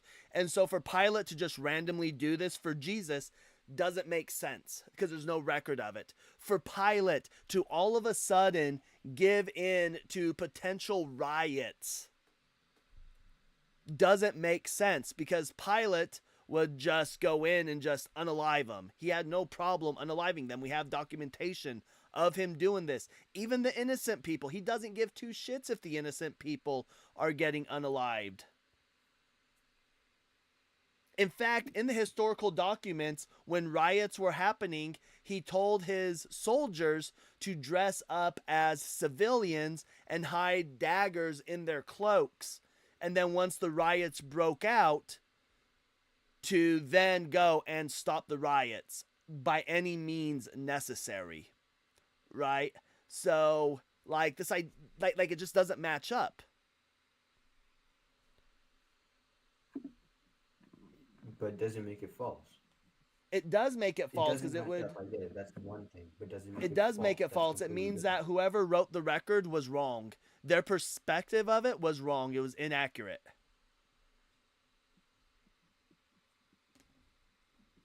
You could say it's inaccurate, but it's okay. So let me think. So let's say I went to a basketball game and I said, say I go to a Utah Jazz game in Utah and I say that the Utah Jazz won with LeBron James being the lead scorer for the Jazz. Are you going to believe me? No. But my perspective, because what you're saying is, but in my perspective, I saw LeBron James owning that game. You changed it from personalities. You changed it from personalities to hardcore facts. Like a player cannot be a part of a different team. Yeah, and I'm telling you, we have hardcore facts about Pilate. That you're doing the same thing. We have hardcore facts about Pilate and his treatment of the Jewish people. And he's also subject to God's presence, which means his outlook on stuff could change when God is there. Yeah, show the evidence of this happening. And if that does happen, does that not mean that he took away Pilate's free will? No, he didn't. Okay, so don't give me that argument, because then you're going to go down a rabbit hole that free will doesn't matter and God doesn't care about free will. God does care about free will. Yeah, so he wouldn't have changed Pilate, right?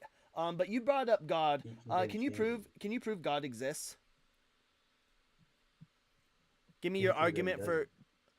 Well, that's like me asking you, can you prove the tooth fairy doesn't exist?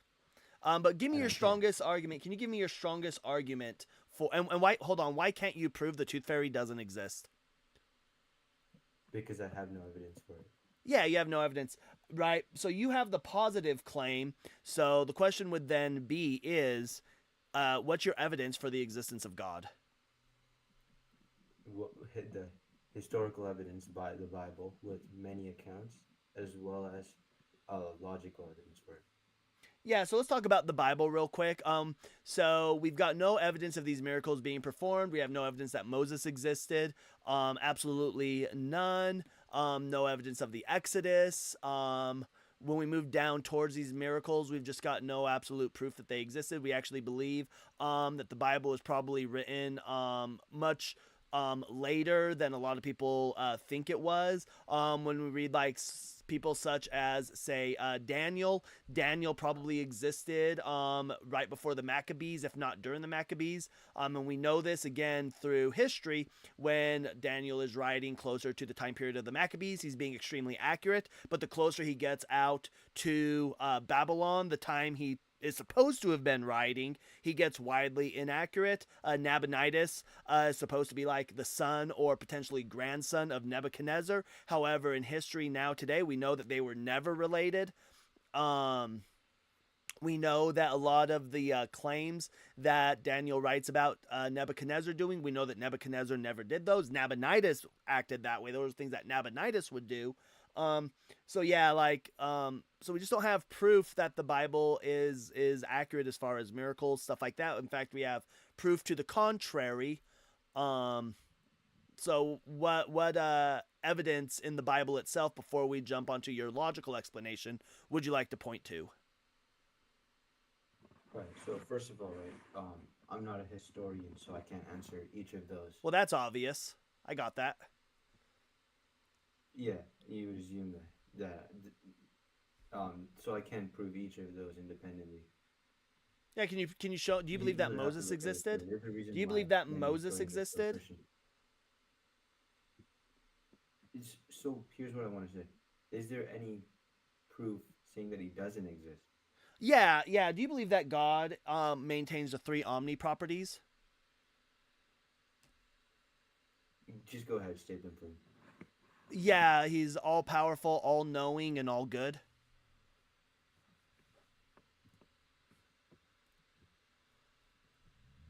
And yes, I agree with that. Yeah, and do you believe that he created the universe? You're giving me the same argument you did today morning. Huh? I think you're going to give me the same one you gave me today morning, right? Yeah, he did create the universe. Yeah, yeah.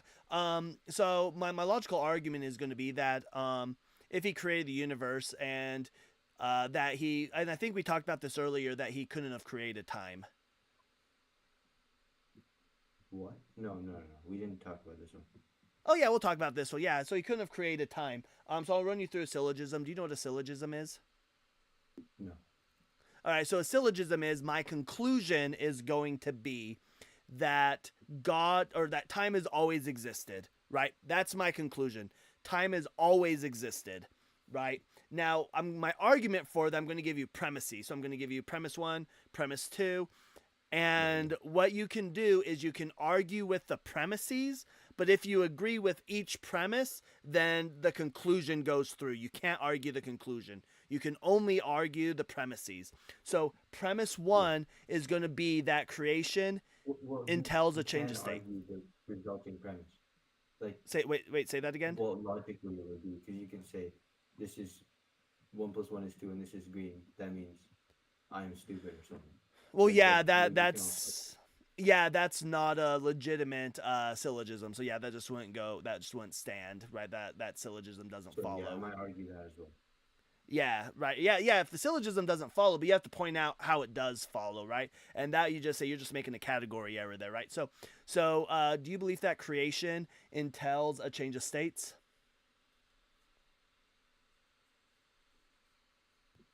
Which change of states?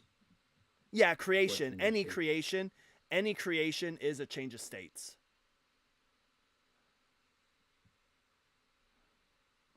So you're like, okay, creating something. Yeah, anything. If you're creating anything, there's a change of states, meaning there's a change to reality. Yeah, sure. I'll say that. Yeah, right. And a change is progress from one state to another, correct? Progress in what? Let me rephrase it. So, sorry. I was trying to reword this. So, a change of states is a change. Do you believe that a change of states is a change? You So said premise. the same word twice, so I'd say yes. No. We have a change of states is a change. So it's just Change in clarifying. what? Yeah, the change of states What's the is a second one? change. Yeah, the change of states is a change. What is the second change in what? Something has to change. It's okay. It's clarifying that when we talk about a change of states, that the change of states is a change of reality.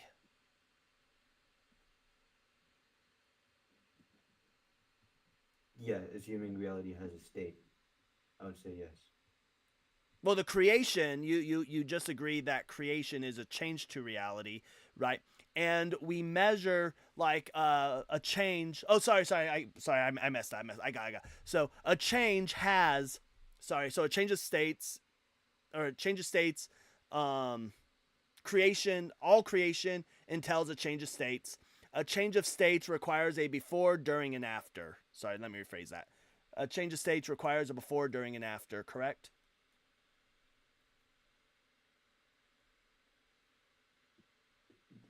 You're already assuming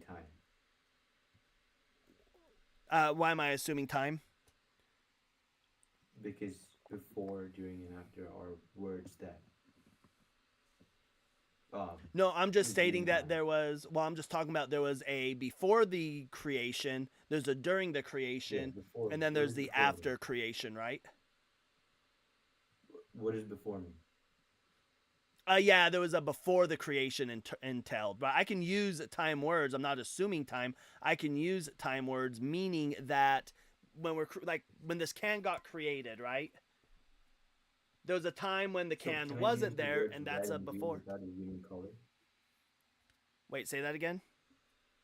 Can I use the words red and green and blue without assuming color? Yes, because we haven't talked about color yet.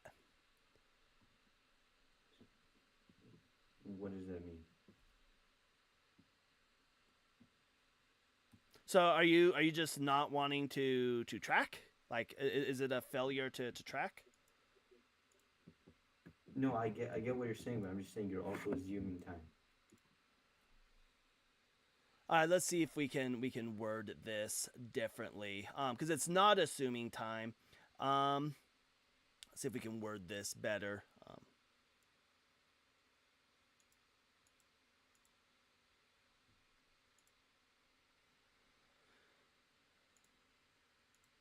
Let's see here real quick.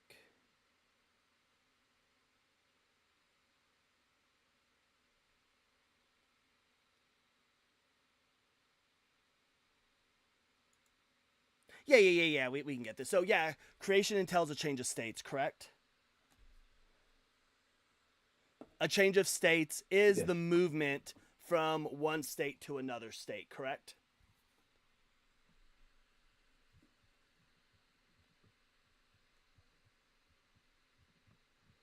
Yes, sure, we'll say Yeah. that. So, and when we move from one state um to another state, right? That is time, right?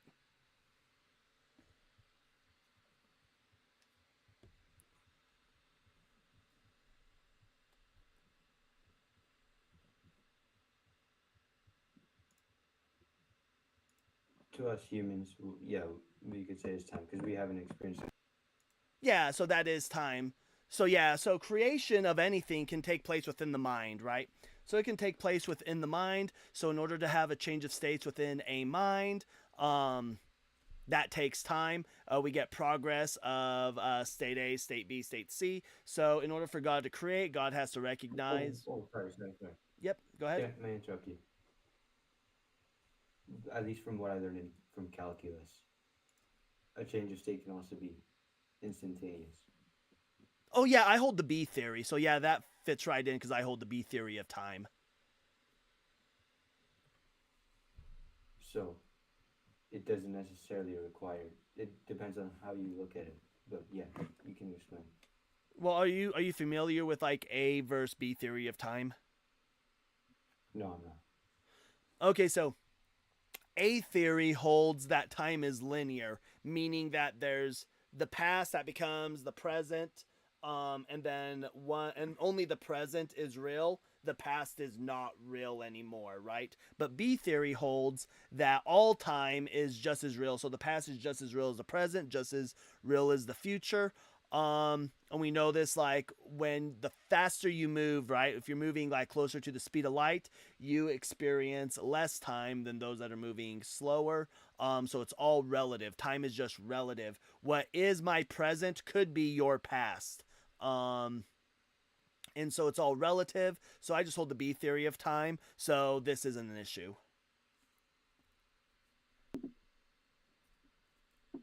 Okay. Wait, did, sorry, I might. Did you miss? I missed something. Like you. Sorry, I was only thinking until you stated the premises, and then what is the conclusion? Oh yeah, that time's just always existed.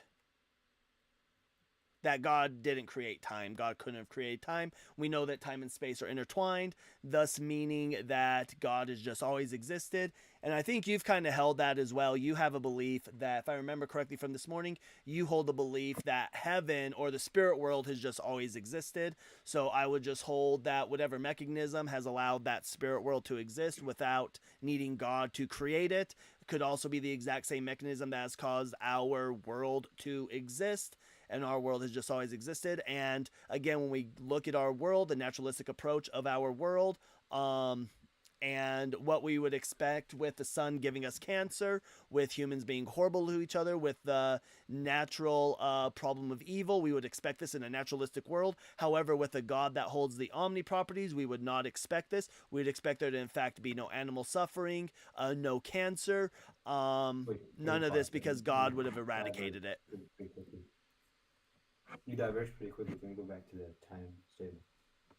Oh, yeah, go ahead. Yeah, so I don't see why God couldn't have created time itself. Oh, because you conceded that this morning when you mentioned that you believe that God did not create the spirit world, that spirit world has always existed. And why can't it always exist? Oh, because you're saying for the same reason why can't our world always exist? Yeah, because for the exact same reason that the spirit world has just always existed, I will just argue that that exact same reason is that our universe has just always existed, off that same reason, off that same logic. Okay, but what I'd say is like God himself has always existed. So did God create the spirit world, or did he not create the spirit world? No. The spirit world is just a force for good, which is God. And the spirit world is not a force for good. So when you say spirit world, what do you mean by spirit world? Because when we talk about spirit world, we're thinking of dimensions, and you like getting caught up in like this force of good, force of bad, which I don't agree with. I think you're misusing those terms. There's nothing that in scripture that backs it up at all in any way. But you keep using terms, and then when you get caught in something, like for example, you mentioned that the spirit world has just always existed. So define spirit world. The world with, so it must have some entities, right? So I'd say it has the entity which is the force for good and the force for evil. And the force for evil? Yes. So the spirit world has evil as well. Yes. And so then the question is God bound by good? Because you said that if there is good, there has to be evil. You stated that this morning. So do you believe that God is bound by the laws of goodness, or is it good because of God? Because it sounds like God is contingent on good. The truth is that we don't. Wait, go ahead. The truth is we don't know. We can't tell. Well, what do you mean? God says he created evil. No, I would disagree with that. Oh. Do you want to go read it? Yeah, sure. You can read it. Yeah, we'll go read it.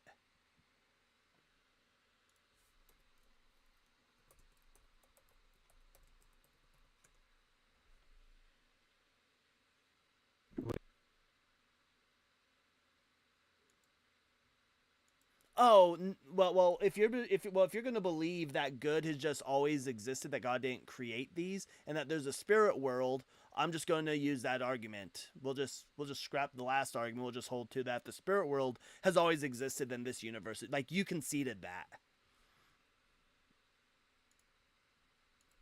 Yeah. So it's going to be in Isaiah 45:7, and in Isaiah 45:7, it says, "There is no one beside me. I am the Lord, and there is no one else. I form the light and create darkness. I make peace and create evil. I, the Lord, do all these things."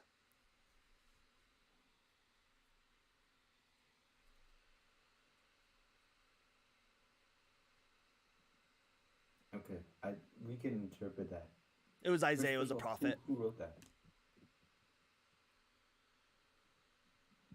All right, and when you look back, I wouldn't say create evil. Again, this. Well, you're going to call the prophet a liar, then. You're going to call God's mouthpiece a liar. No, I'm not doing it. Okay. I'm saying if create evil could have completely different meanings if you're talking about to four people or if you're talking about the force itself. Well, what's your evidence that God did not create it? Because again, if God didn't create it, then it's like contingent, or God's contingent then.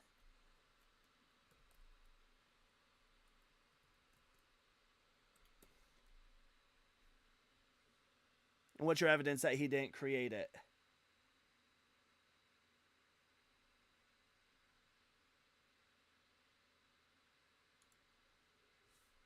Wait, what?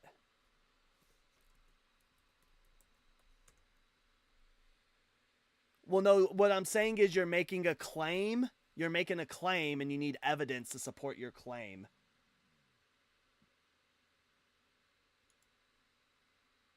No, yeah, what I'm saying is, no, you're saying he didn't create it. So I need your argument that he didn't create it.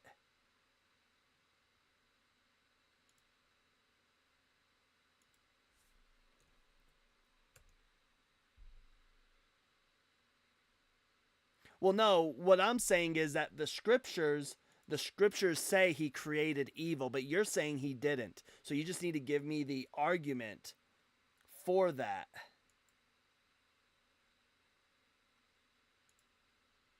You should give me the argument, right?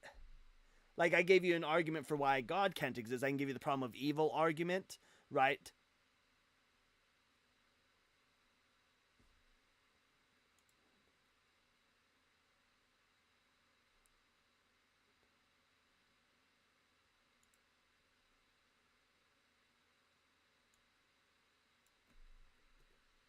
Yeah, but you can't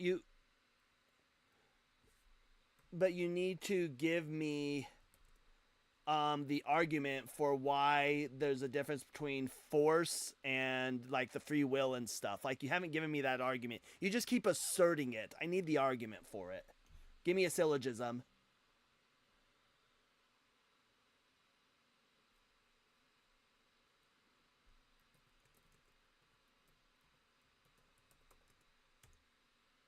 Yeah, give me the argument for that though. That's what I'm asking. I just want the argument. Like you keep asserting things, I need the argument.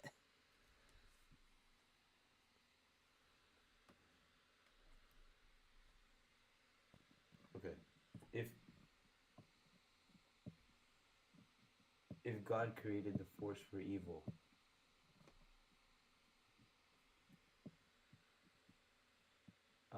and he would Because what you're saying is not found in what you're saying is Sometimes not found in the to Bible argue. anywhere. It's just something that you've come up with. It's not in the Bible anywhere. It's not biblical at all.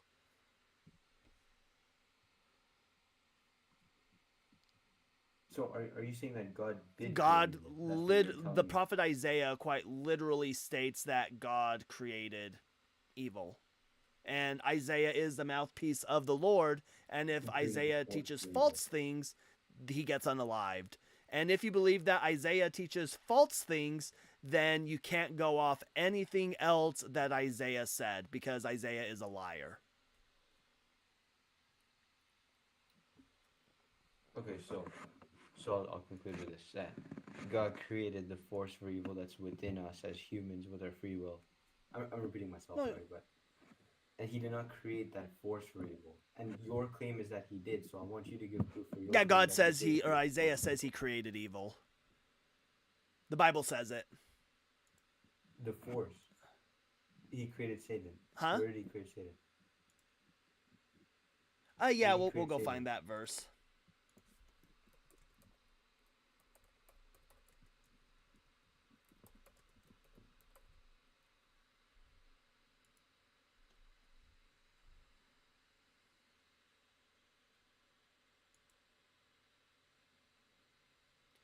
So yeah, it talks about in Ezekiel 28 that the Prince of Tyr, who is Lucifer, it's a metaphor for Lucifer, as a powerful, beautiful, wise being who is created who was created perfect in all ways from the day they are created, but he later become corrupted by pride and rebellion.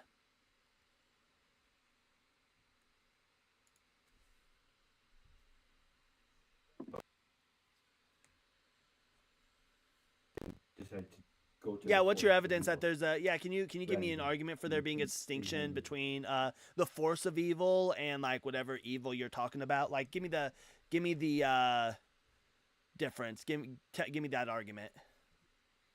Yes, that would go back to your the idea of time, which we talked about before, that the good and evil had to exist forever in time.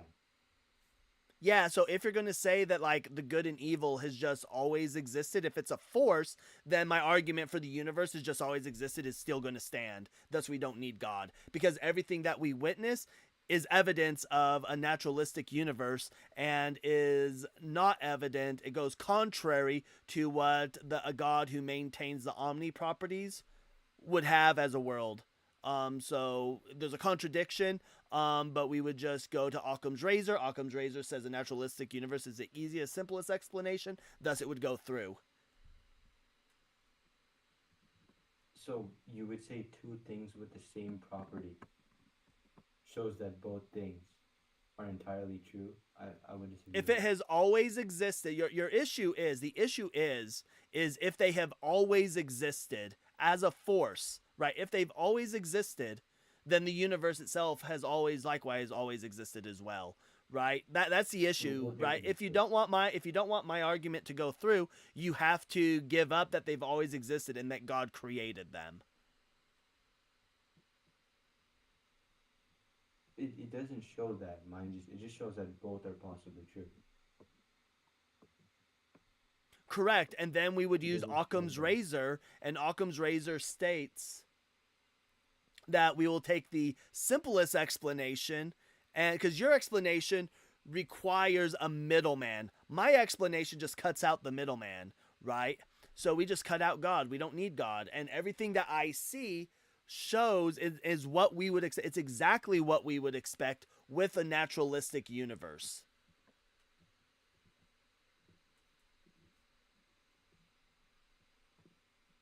Okay, I get where I messed up.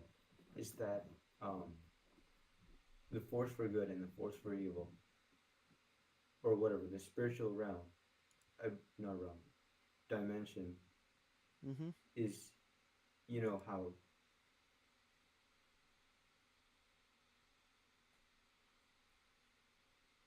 Well, time is the fourth dimension. yeah.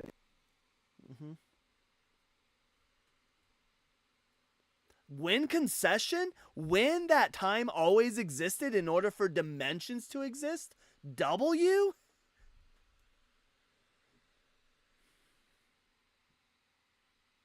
You just conceded. You just conceded that time has just always existed.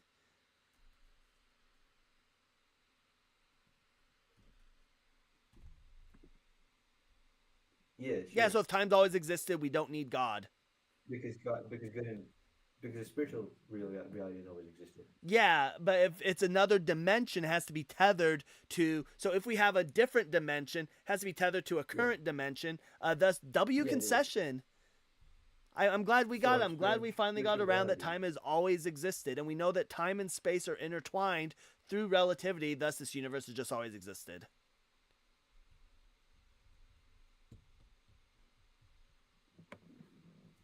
So let me finish. The spiritual reality is also intertwined in that.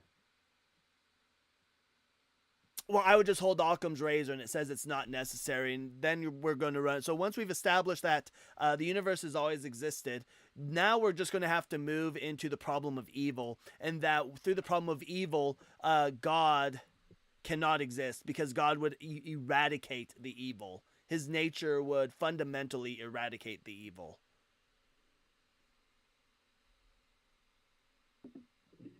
No, again, God is on one side and evil's on the other.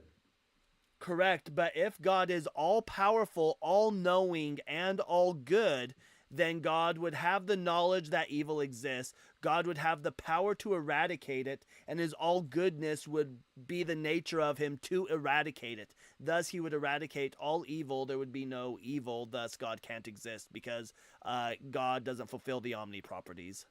It's a contradiction. Okay, so all power, Mm-hmm. like if you understand infinities, right? All power Mm-hmm. is an infinity, but it can take place in one dimension, which is our 3D reality. He doesn't have that power in the spiritual reality, and it's still considered all. No, because it's not all, because he would have to have it in that realm. And again, that wouldn't make God necessary. Like, you don't understand that once you give up that there's something that's greater than God, then God is not necessary. Like, you need to drop that. God is then not necessary. Necessary seems very subjective. Do you know what it means when something is necessary? It's needed. Yeah, it's needed. So if that is the case, right? You But like, they needed to who? huh? So subjective. Wait, say that one more time. If you say necessary is needed, I'd say is needed to who? Meaning Well, it's it's subjective required. because It's needed required. beyond dimension. Sorry? Will be required because what you're saying is that this other dimension is also here on Earth. And God is on And it's Earth. not. God There's no created the competing Earth evil. and brought the, yeah. So what it'd be is that God created it. But if you're willing to say that God cannot destroy evil, then I'm just not going to worship this guy. He doesn't fit the biblical. It's not the biblical God. Like, if he's not able to create evil, then he's not deserving of any worship. Why would you say that? Huh? Well, it seems Why that would you he say he's not deserving of utilizes. worship? Well, because it seems that he utilizes this force to manipulate people. He utilizes this form to gaslight people. He says he is all powerful, maintains these omni properties. He says he created it, so God's a liar. So you just run into all sorts of other issues when you hold the stance that you do. No, I've still backed out that he's all. Well, what are they again? All Yeah, so knowing, if he's right? all powerful, so if he is all powerful and he creates the earth, then he could have created the earth to not commit any natural disasters, right? Natural disasters are probably the biggest evil act that God does. Natural disasters unalive millions of innocent, have unalived hundreds of billions of people throughout history, have caused a mass extinction of hundreds of thousands of species of animals that are innocent. God creating us could have created us with a nature where we choose not to do the evil, but instead we do choose to do the evil, right? These are all things that God could have created us to do, and his all goodness nature, he would have done that, but he didn't. Okay, so for the second one you said we can. It's because of free will, but I understand that it doesn't apply to the first things you said of his creation. Yeah, and that's the biggest atrocity is animal suffering. It's the biggest atrocity. Okay, so here's the thing though. I would argue that suffering and pain is not necessarily evil. It's evil. It's evil. It might be evil to you subjectively, but it's not evil to God inherently because Yeah, because he's a sick fuck. no. It's In fact, we because know if you he think about doesn't. it, I mean, and you're right. You're right. The Bible does say that God takes pleasure in the destruction and the pain and stuff that causes. God's perfectly chill with it, but that means he's not all good.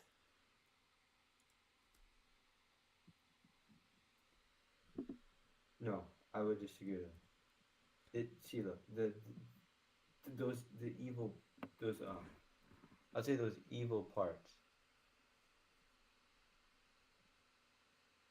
at least on a human level, they come from. Wait. So But tell me, could God? Could God have made it so that when this particular shrew bites into its prey, because it paralyzes them, putting this prey into agonizing pain, and the prey can't do anything while it is either starving to death because they're stored in this state, where they are then, the shrew later comes back and slowly eats them. Could it have been the case that God created these animals so that once the teeth bites down, it releases a toxin that makes it so that the animal just immediately passes away so it doesn't have to suffer? Could God have done that? Well, you're assuming suffering is evil. Yeah, suffering is evil. Unnecessary suffering is evil, absolutely. But you think you fail to recognize that after their death, they get to go to the paradise earlier. Oh, what's your view? I'm glad you mentioned that. What's your view of abortion? I don't really have a developed view, I'll admit that. Because I And I would don't want to say say that yeah, if all children, make any mistakes here because I don't want to, well, that's fine. Because if your argument is that that like children and animals and things just automatically go to heaven, because that's the often Christian argument, then every Christian should absolutely be pro-choice.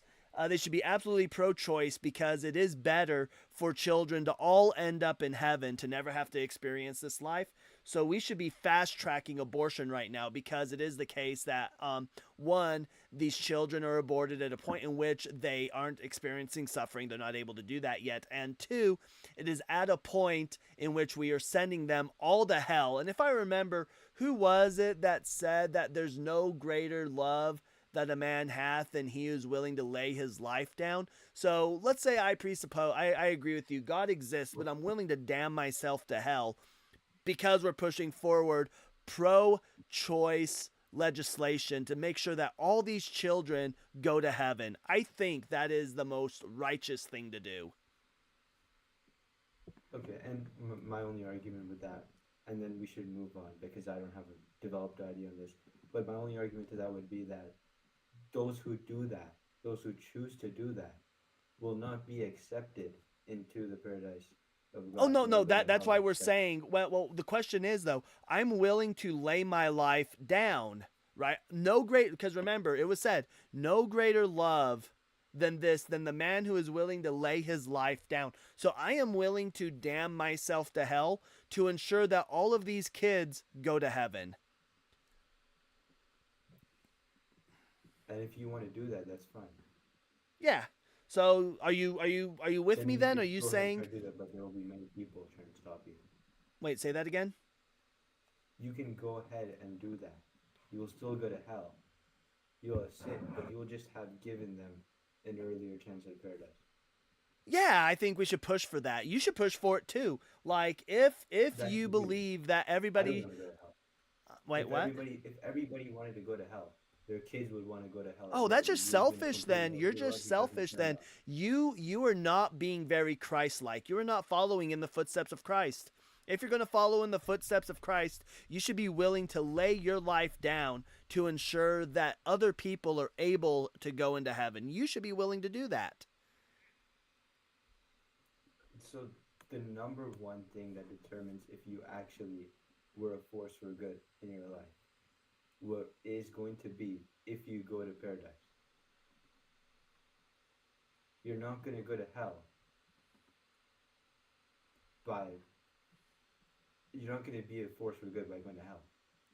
Oh, I think that it is morally good to ensure that everybody goes to heaven. I think that is the morally and righteous good thing to do. And I think God would agree with me, right? God's will is that everybody would return to him. And I think that if we put that on the fast track and we just start aborting all the fetuses, we're ensuring that everybody goes to heaven. I don't see how God would punish me for ensuring that his will came true.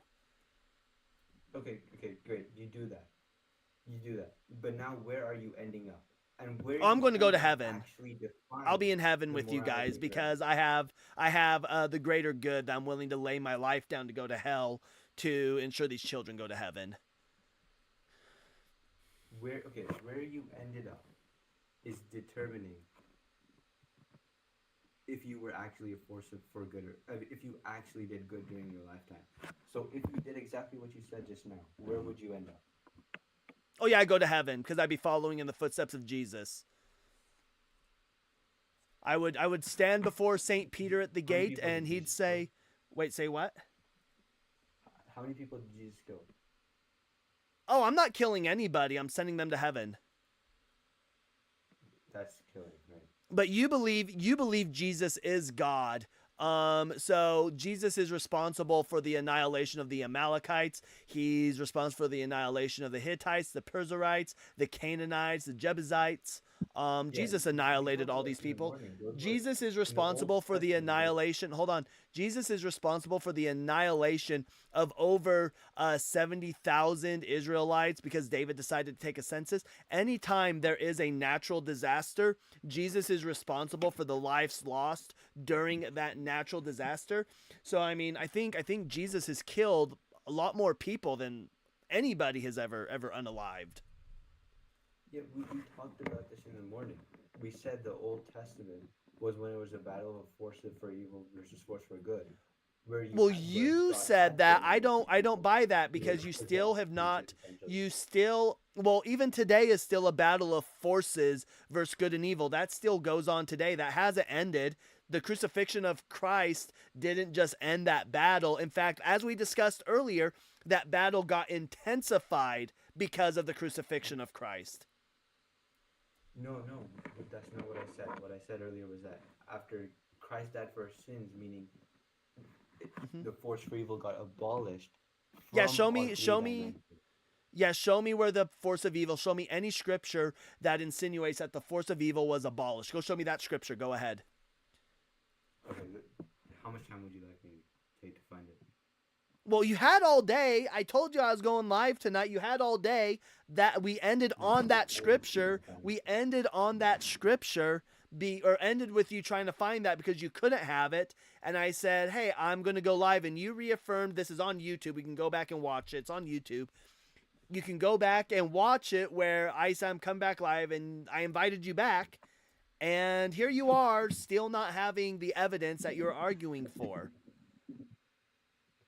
All right, let me just give me 1 minute, gentlemen.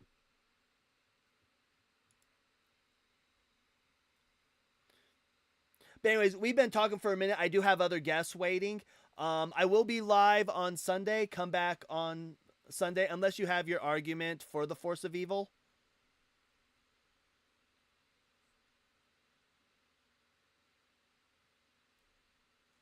Yeah, yeah, you just need to show me that Jesus abolished the force of evil.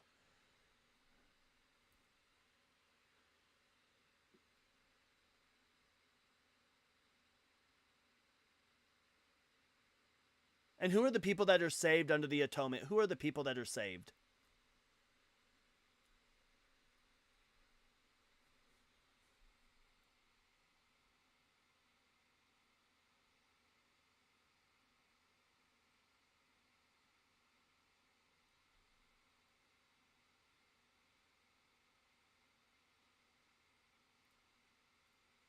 It's people who believe on his name. It's people who believe on the resurrection, correct? That they're saved because of the resurrection, that he took their sins upon him.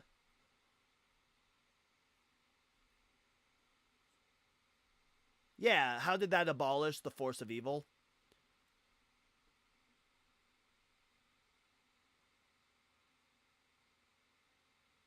Yeah, give me the argument. Just give me the argument. I don't want a lot of word salad. Just give me the argument.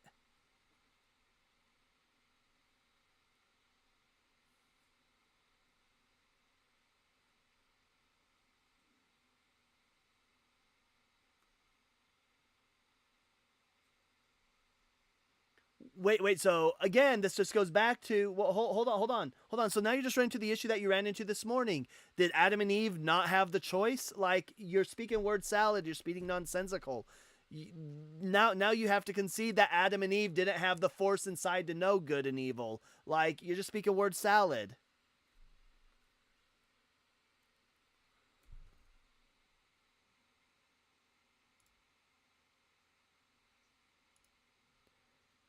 I can't anymore. That guy is goofy. Wesley, I do see you here. I am going to get to some TikTok chats though. I have some people on TikTok that's been waiting for a minute.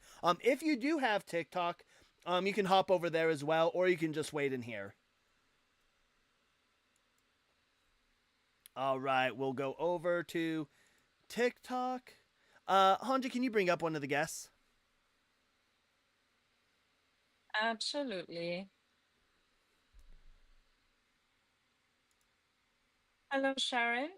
Can we have your age for TikTok TOS, please?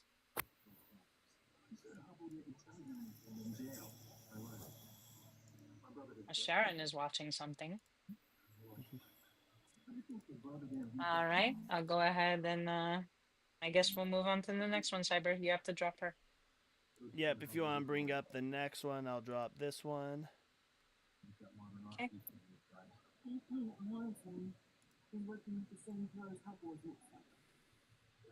Listen, can we have your age for TikTok TOS, please? Can you not teacup on the screen? Swipe back into TikTok. You are now on the live stream. You have 5 seconds. Doctrine, not tradition. What is good to God? Oh, I are they? need you to bring the souls to my Jessen. Okay, that's adorable that you decide you want to play your stuff in the background. So, I'll ask again. What is your age for TikTok TOS? You have 5 seconds.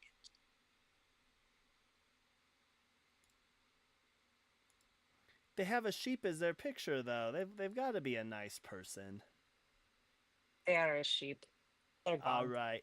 So I'll be right back. I do need to go use the restroom, and then we'll bring up. I've got another guest waiting on Video Ninja, but I am gonna go use the restroom really fast. All right. In the meantime, guys, Log on, let's break it share out the down. live, keep liking the live stream, Truth ain't and also scared check out to Cyber's be YouTube. It found. is the same name as your Cyber Deconstruction. Dogma If you want to shakes when show questions support to our rise. host and pay big No status, more fear, no you can more send gifts for Cyber Cyber, deconstruction. things such as Let's heartbeats get and real. cheers. Like, along with the When things challenge we're starts to helping peel. get pushed into the algorithm so we can have more discussions on TikTok. We also have links in our bios. If you do not want to give TikTok your monies and just have it go straight to source, you can check out our links and you can also show support that way. Efkaristo! All right. So yeah, make sure you're supporting Hanji as well. Don't only support me. Make sure you're supporting Hanji as well. And this will probably be the last guest we bring up. So let's get, I gotta get this link copied, get this sent over to OBS.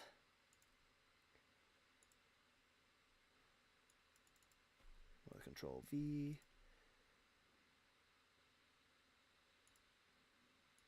Then going to refresh this page so that he'll actually be able to hear me.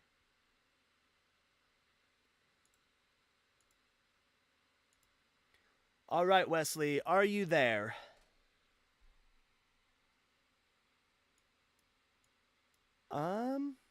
I cannot hear. Okay. I'm here. Yep, I can hear you. I can hear you okay. YouTube and TikTok, you know what to do. Let's put ones in the chat if you can hear guest.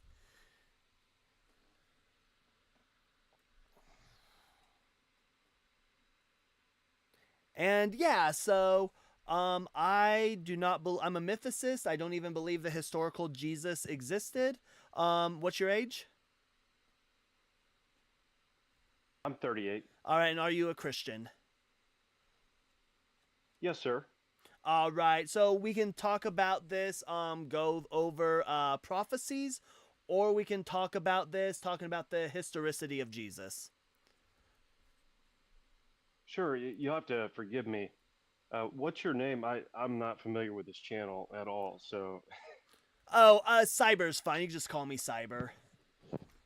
Cyber. Okay. Well, my name's Wesley. Good to meet you, Cyber. Thanks for having me on your show. Yep, not a problem. And I appreciate you for patiently waiting. So he was chilling in there with his Oh, yeah. beard and his comb. Yeah. So the viewers know that you're not lying, you know. Oh, we're hatting up. Good We deal. gotta Okay. we gotta hat up too. Yeah, that's right. Okay, so you said did we want to talk about prophecy?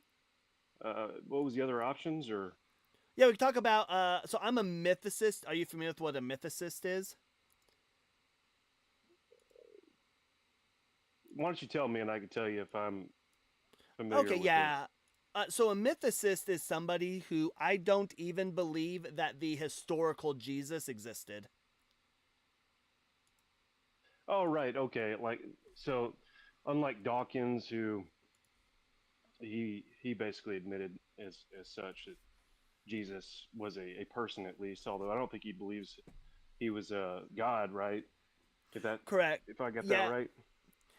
Correct. Yeah. So, like, there might have been, and to clarify more, it's the natural Jesus as presented in the New Testament, right? So, could there have been like a man named Jesus, possibly? But I don't believe that any of the text that we know of or anything is actually referring to like that individual. Okay. So I got you. So basically, like maybe it was just some Jewish sort of rabbi or teacher that, but not Jesus from the scriptures. Correct. And well, so my belief is mainly that what we have is a mystery cult that started in Asia Minor, probably around Turkey. They're probably worshippers of Serapis. Serapis was a Greco-Egyptian syncretic deity.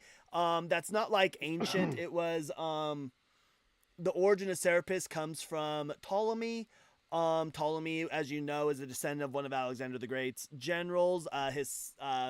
Their Cleopatra is part of that dynasty. And he received a statue from Asia Minor, from modern day Turkey, and it was Serapis. Serapis took off wildly. He was super popular in Greece, and then when Rome conquered Greece, Rome never adopted Serapis, but Serapis worship became popular in Roman culture as well.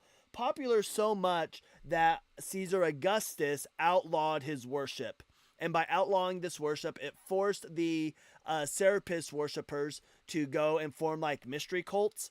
And I believe that Christianity is an evolution, a natural evolution of this Serapis Christus mystery cult, with the kind of catalyst of it being the Bar Kokhba revolt.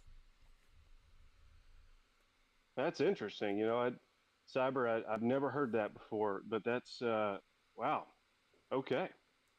Mm-hmm. So you're saying, if I heard you correctly, basically through Alexander the Great, one of his followers, through Asia Minor, there was a sort of religious cult that kind of Christianity sort of uh, sprouted from. Is that about right?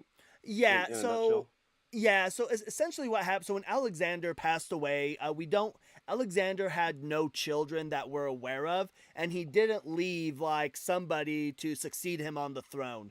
And his generals were smart though. His generals, instead of fighting for territory, they just split it up. And the Ptolemies ended up with Egypt.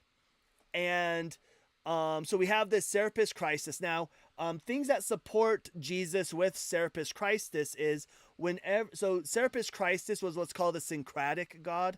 And Ptolemy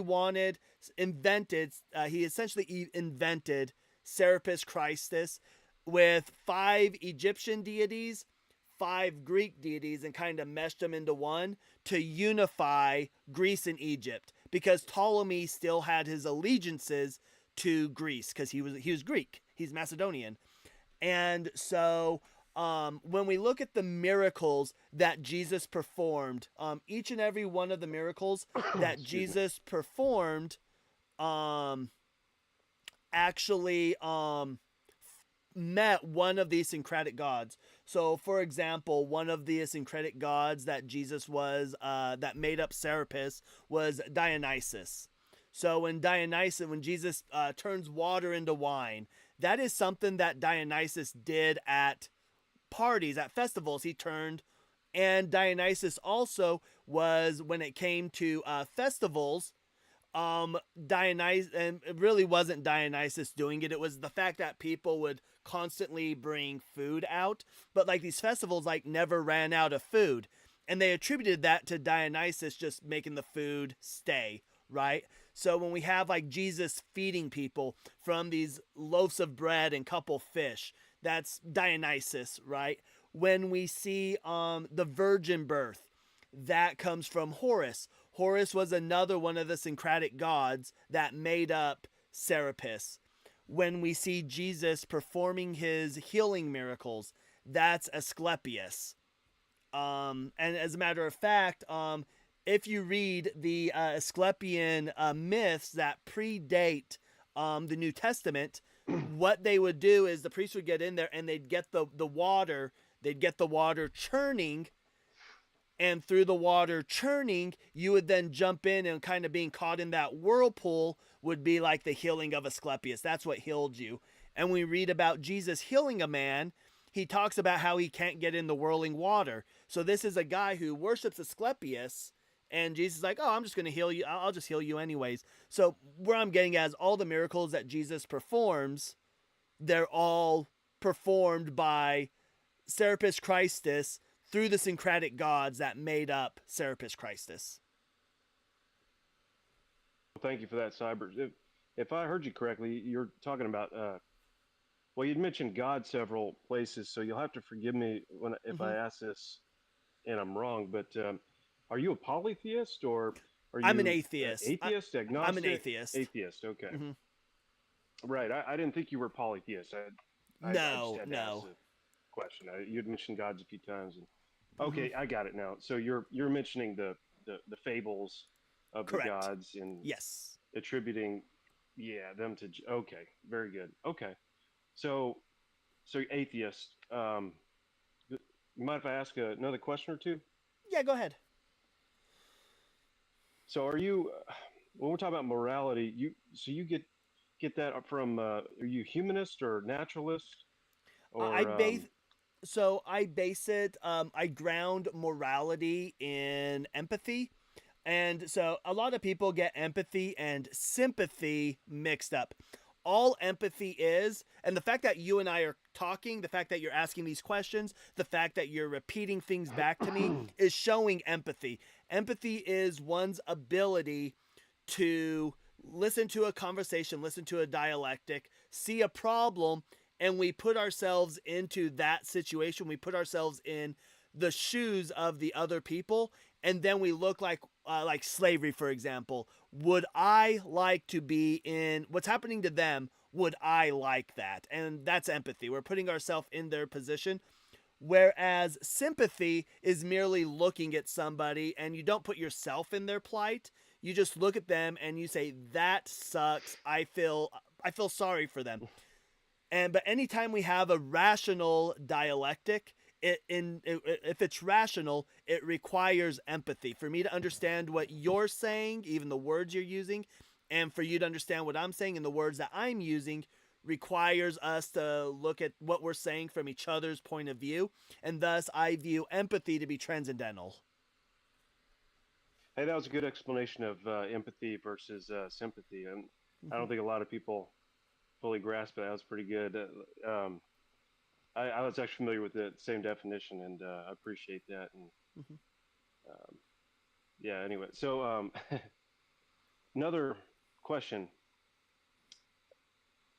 about you if I'm sort of gathering this, you're kind of sounds like humanist, but I don't mean to label you. I'm not trying to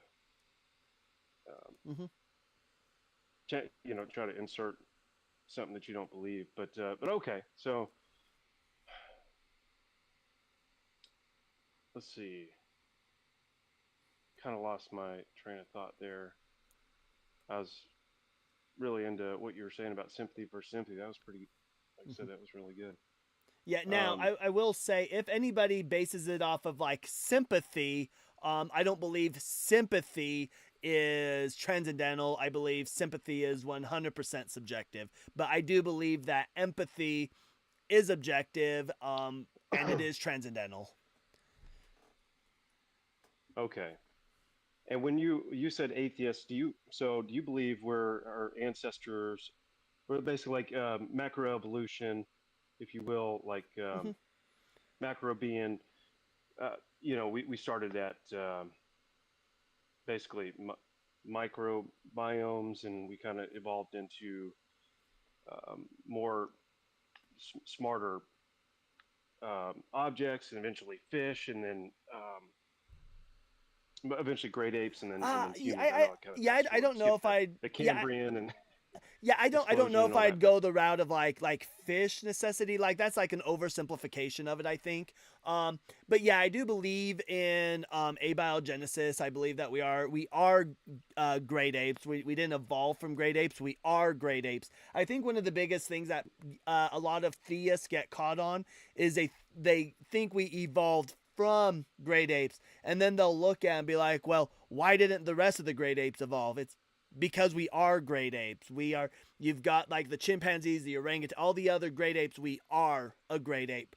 So we evolved just like they did. Um, and and evolution is something that we still see going on right now. Something that a lot of people don't know is that people have you ever met somebody who can like actively wiggle their ears? yeah, my father did before. Yeah, Yeah, that's funny like you say that. Yeah, my father did that. It's yeah, I because can't do it, but he can. Yeah. yeah, that's a muscle that's actually Or could. evolving that we're not using anymore. It's in less and less humans because we don't need it anymore. We don't use it. We don't need to because we're at the top of the food chain. So we just don't need it anymore. Hmm. We don't need to be able to point our ears anymore. But we used to do that because we used to actively be able to point our ears. Another example is in our forearms. There is a muscle that some people are born with still and others are not, and it's used for like grabbing tree branches. We don't do that anymore, so we don't have those. And the way you know is if you squeeze your arm. I have a divot right there when I squeeze my arm, so I don't have. But some people have like a thing that pops up. That's that muscle. Another evidence of this is wisdom teeth. Right, we know that our ancestors used to have bigger jaws, but with the invention of cooked food, cooking food makes things softer. So we didn't need the elongated jaw. The elongated jaw means you can get more pressure in cracking harder items. But with the invention of cooking, we no longer do that. And so now our mouths are starting to get shorter. Thus, it's causing our wisdom teeth to grow in our mouths all funky. But 30% of the population today is born without wisdom teeth. So these are things where we actively Interesting. see evolution still happening today. Well, I didn't know that about wisdom teeth, cyber. That's a pretty fun Hmm. fact. I had no idea. Um, okay, so you don't necessarily believe we evolved from fish, but you'd mentioned the great apes. You say we didn't evolve from the great apes. We are great apes, Hmm. and but basically macroevolution. Um, maybe you don't have it quite zeroed down to who we evolved from, but we Correct. evolved from other kinds of creatures, if you will. Okay. Yes. Well, let me ask you what. So, because again, I'm not very familiar with your Hmm. channel, but what's your biggest sort of gripe or grievance with Christians or Christianity? I know you mentioned a lot about the, through Asia Minor and Alexander the Yeah, Great and how. yeah, I would say my biggest gripe. We'll start with Christianity as a whole. Is that is that when we look at the Messiah So we look at like the term Mishiach. Mishiach just means like anointed one. So like there are over 39 times in the Old Testament when Mishiach is used, but it's not meaning like the Messiah, right? So like David was a Mishiach. All it means is anointed, and the two groups of people that were anointed were kings and the priests, and they were anointed by the prophet. The prophets were not Mishiachs. Prophets were not anointed. They're just picked by God. But when we look at like these messianic prophecies, they actually mean something. They have a meaning to them. And these meanings generally state that the Mishiach will be a human. He'll be of the line of David, specifically, line of David, through Solomon. It has to be through Solomon. And most of these messianic prophecies are given after the division of the kingdoms. Because as you know, Israel got split after Solomon. And so they're going to reunify the kingdoms of Israel. And then there will be everlasting peace for the Jewish people. And through this reunification of the people, through this peace, then the world will recognize through the Jewish people that Yahweh is king, is God, right? That's how the prophecies are all kind of mentioned. But when we look at the prophecies, especially the ones that are mentioned specifically in the Gospels, Jesus didn't fulfill a single one of them. These are prophecies where they take one sentence and they'll say, oh, there's the prophecy that was fulfilled, and it's just one sentence. But if you just look just the very next verse, you'll see that it's clearly not talking about Jesus. These parameters that Jesus supposedly needed to fill, once you point out that he didn't actually fulfill it, he didn't actually sit on the throne of David, then it turns into, it's spiritual. Then we get like this whole, it's spiritual, or it turns into he'll fulfill it when he comes again. And I think that through this type of hermeneutics, this type of reading scripture where we can read part of a verse or just a verse and disregard the rest of it, I think has caused a taint in Christianity to where Christians now just take what they want to take out of the Bible, and things that they don't like, they feel they're justified to just ignore it or make up excuses for why it doesn't apply. Oh, no, I'm actually, it's funny. We could probably actually sit here and go at a bunch of the modern evangelical Christians, or sort of American Christianity it's been taken off since the early 1900s. Well, 1950s, it's really kind of taken off of this feeling sort of Christianity movement where we can just kind of macaroni string a bunch of scriptures together to kind of make it say what we want to say, and then sort of but you know what I'm talking about, or at least that's what I picked up on what you were saying. And, let me tell you, Cyber, I agree with you 100% on that. We could definitely maybe host a show and debunk some of this crazy stuff we hear out of it. But that's not the historical Christianity, you know what I mean? That's certainly, the scripture says that the heart is deceptive, and that we ought not to, look in our own heart and our own feelings to see what is the truth, So the historical Christianity has always preached that. And I'm not sure if that's exactly what you were going for, but certainly this modern evangelical movement and proof texting, because you mentioned hermeneutics and the rules of that, and certainly proof texting is not helpful to anybody anywhere, atheists or Christians to.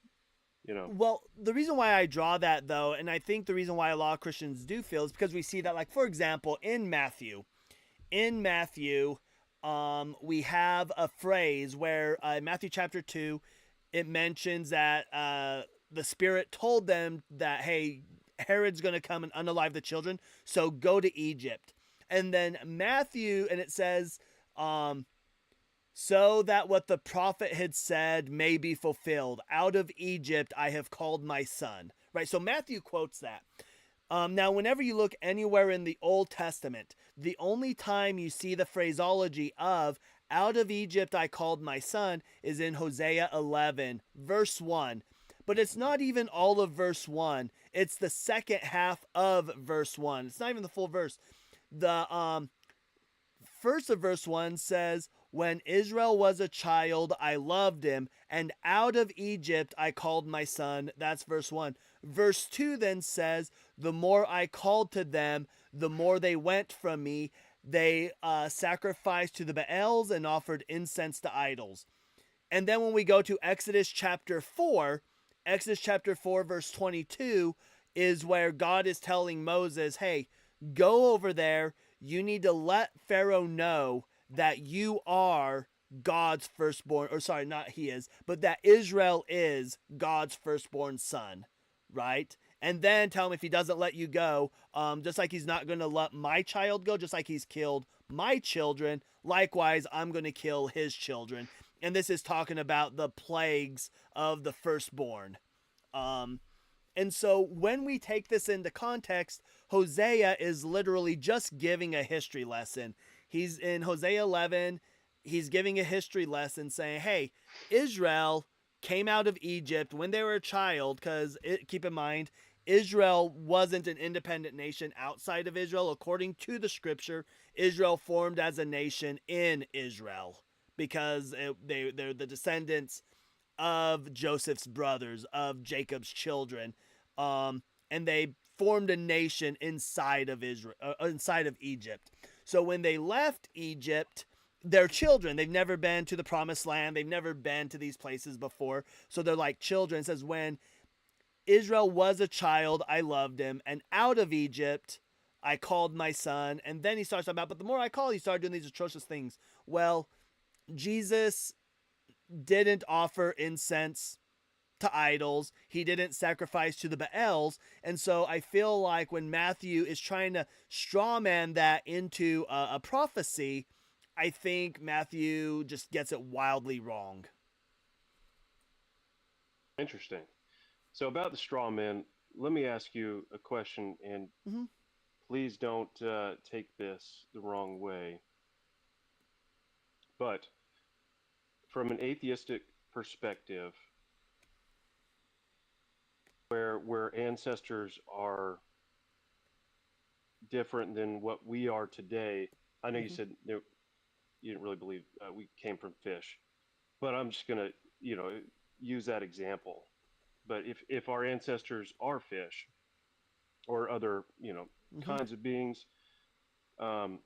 what's wrong with, objectively speaking, what's wrong with creating straw men? I would disagree that that's what Matthew was doing in that context, but from an atheistic worldview, we're just no different than animals, deer, snails, slugs, fish.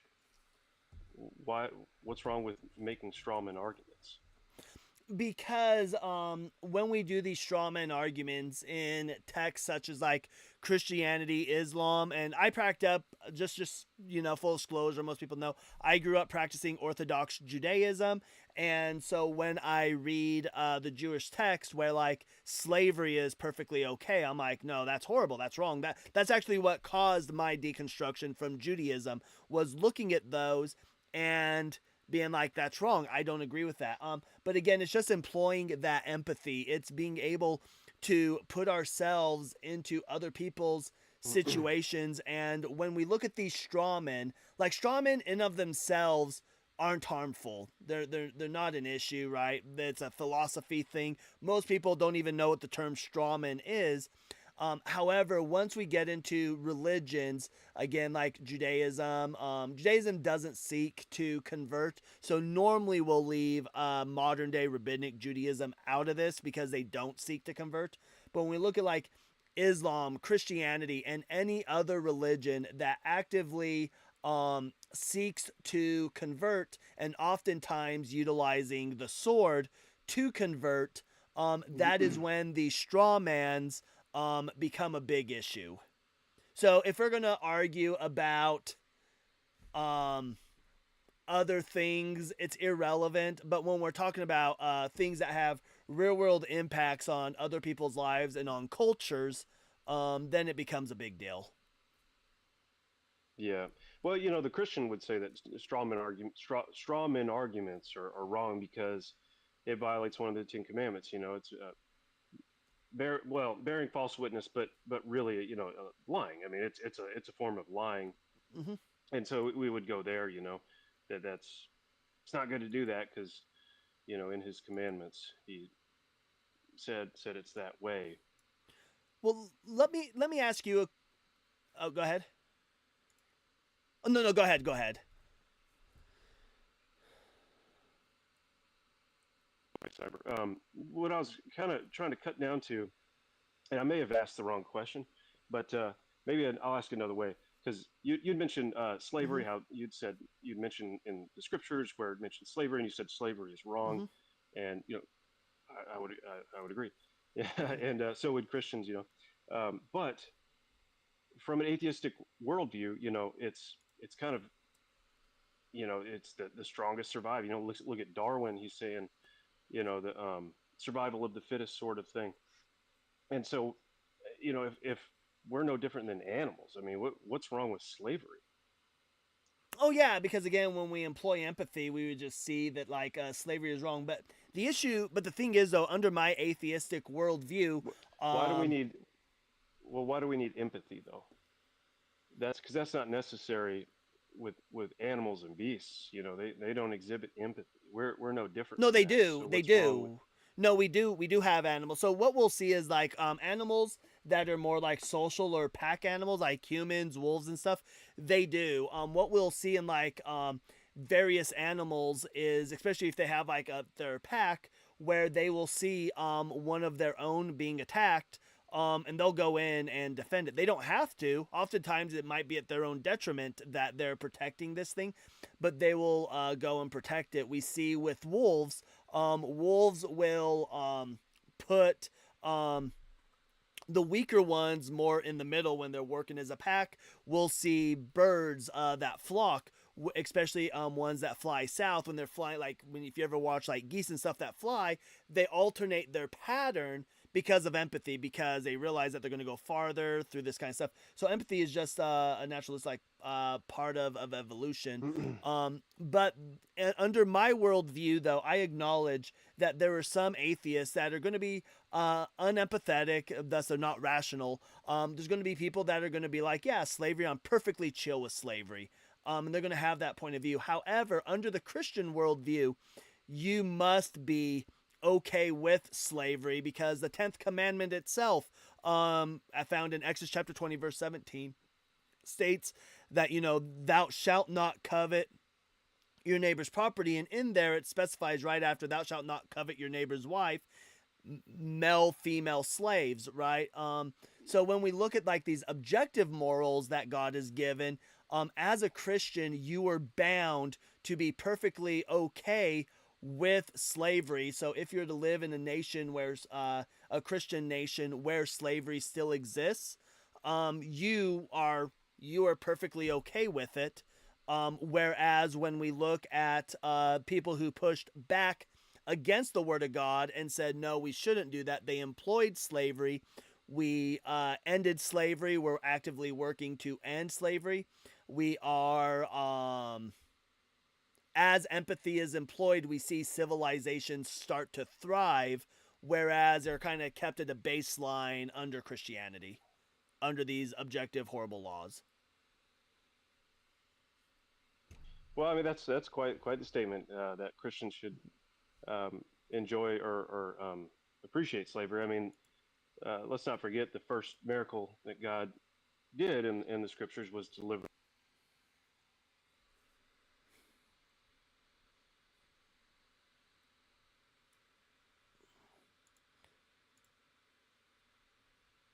And real well, and well, hold on. So after, yeah, so real quick on that. After he freed the slaves, what is one of the first things? So we get the 10 commandments, right? 10 commandments are given in Exodus 20, right? And what did he command right after in Exodus 21? What does he give laws concerning? It's like the very first thing he gives laws concerning. It's the owner. You talking about in when he started listing the Yeah, commandments? so in Exodus 20, no, and I'm not going to straw man. I don't know what your view on this is, but through talking to Christians, most Christians believe like Moses went up and he just got the 10 commandments, and then he came down and had the 10 commandments, saw the calf, and then destroyed the calf. I'm not going to say that that's what your point of view is, but when we read the Exodus story on Mount Sinai, Moses was up there for 40 days, and it starts with Exodus 20, and it goes through like Exodus 32 or 33, I think. And during that entire time, he is on Mount Sinai receiving the entirety of the law, minus like Deuteronomy, because Deuteronomy was the last set of laws before they entered Israel. But he's receiving the entirety of the law. And so we get the 10 commandments. He gives them the 10 commandments. And let me go double check and make sure I'm not doing this wrong. We get the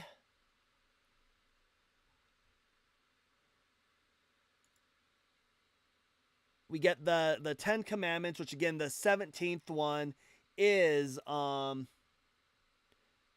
being allowed to own slaves. Thou shalt not covet. So we get the 10 commandments, and then we get starting in verse 22, we get the laws concerning the altar, and then we bump right into Exodus 21, and Exodus 21 is all about 21 verses 1 through 27 is all about slavery. And then yeah, so the first set of laws right after the 10 commandments jumps right into slavery. And let me get you opened up, because I've learned that when I don't have OBS opened up, YouTube can't hear you, and your little bar down here doesn't start bubbling up. But he gives laws regarding slaves, and essentially is stating like, hey, the male Hebrews, they can't be slaves. They're going to be indentured servants. On the 7th year, they're going to be set free, so on and so forth. And then later on, we get talking about the sabbatical year and stuff, and then it draws the distinction between what a bound or hired servant is versus what an actual like chattel slave is. You're right. The scripture. I mean, there's mention when it gets translated over to English as slavery. I mean, you know that there's different definitions, namely indentured servants. There was slavery, obviously, going on at the time too. But when God is talking about how slaves ought to act, it was the reality of the time. I mean, of course, we're talking about indentured servants in a lot of these examples where, a man, he had no money and he needs to take care of his family. So what they would do at the time is there'd be rich.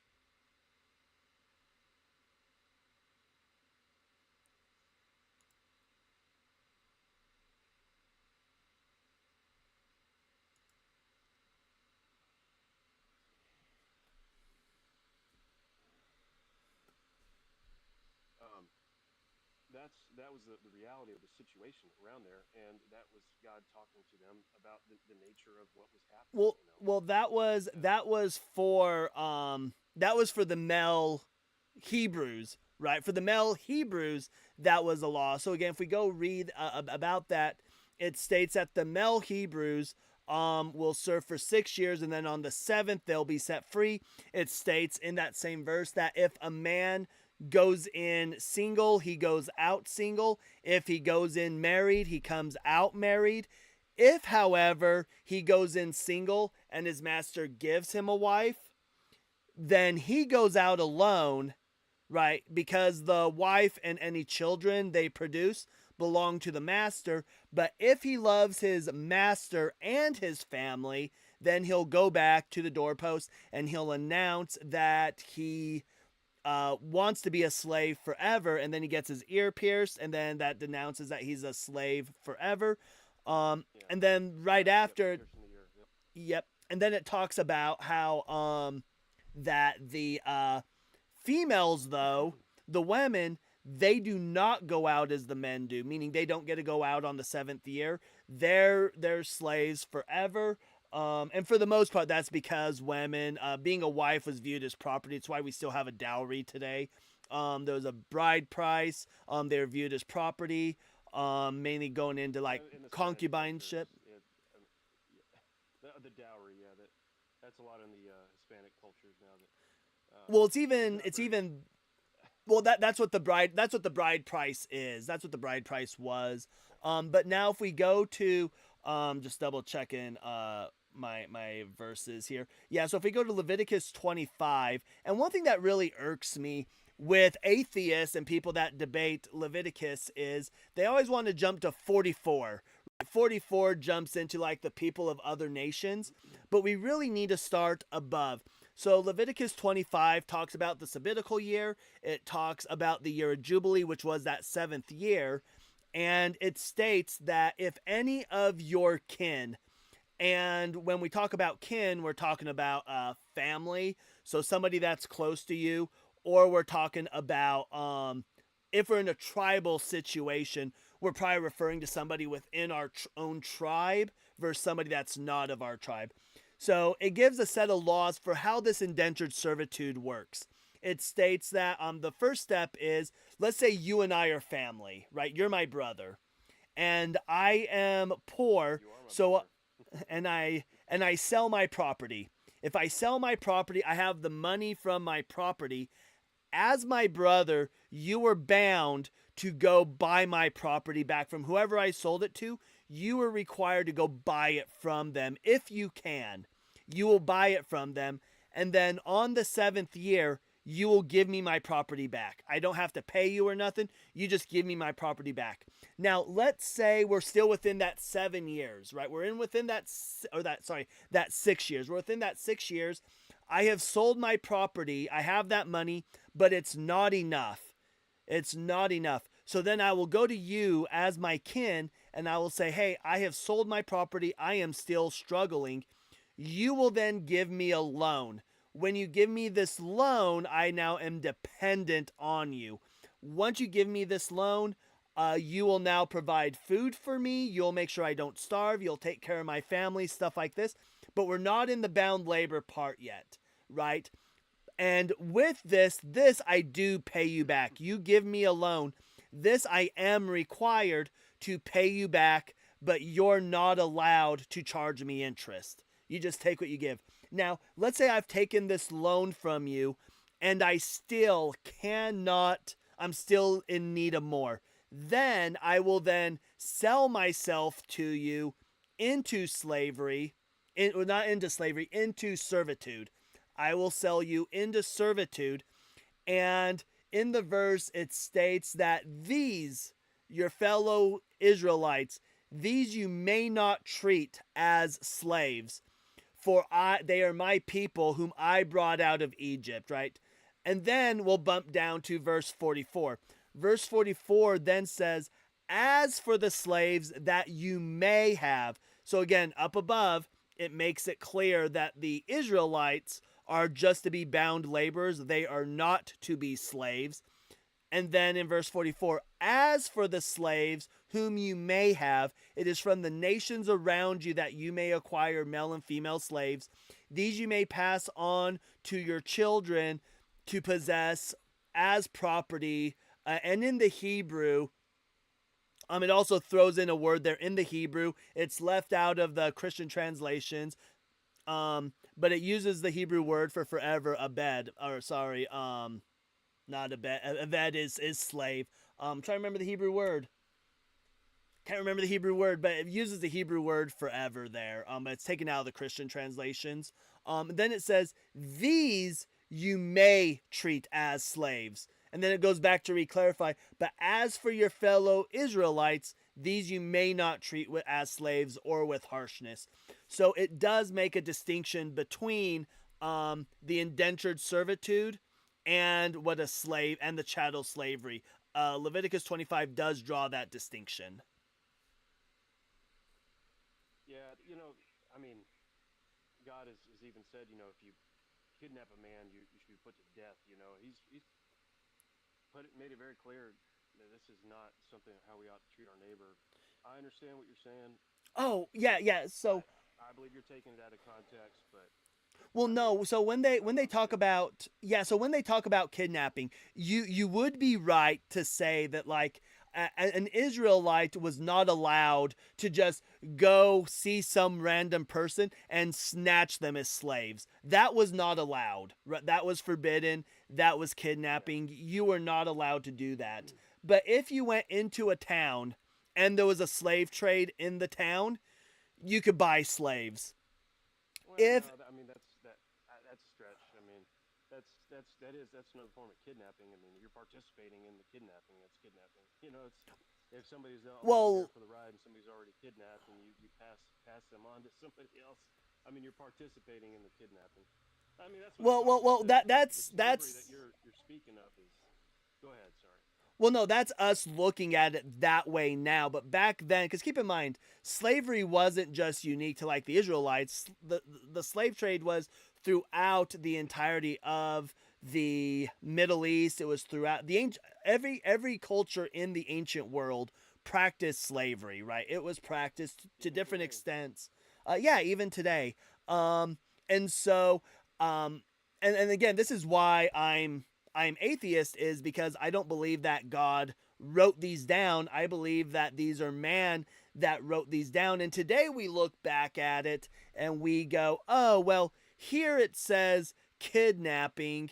But back then they just didn't realize that, like, because a lot of slaves were captured through warfare, right? It was warring tribes. And in fact, let's go double check this verse 2. God actually gives a command for slavery in Exodus 20, Deuteronomy 20, not Exodus. In Deuteronomy 20, these are the laws before they enter into the promised land.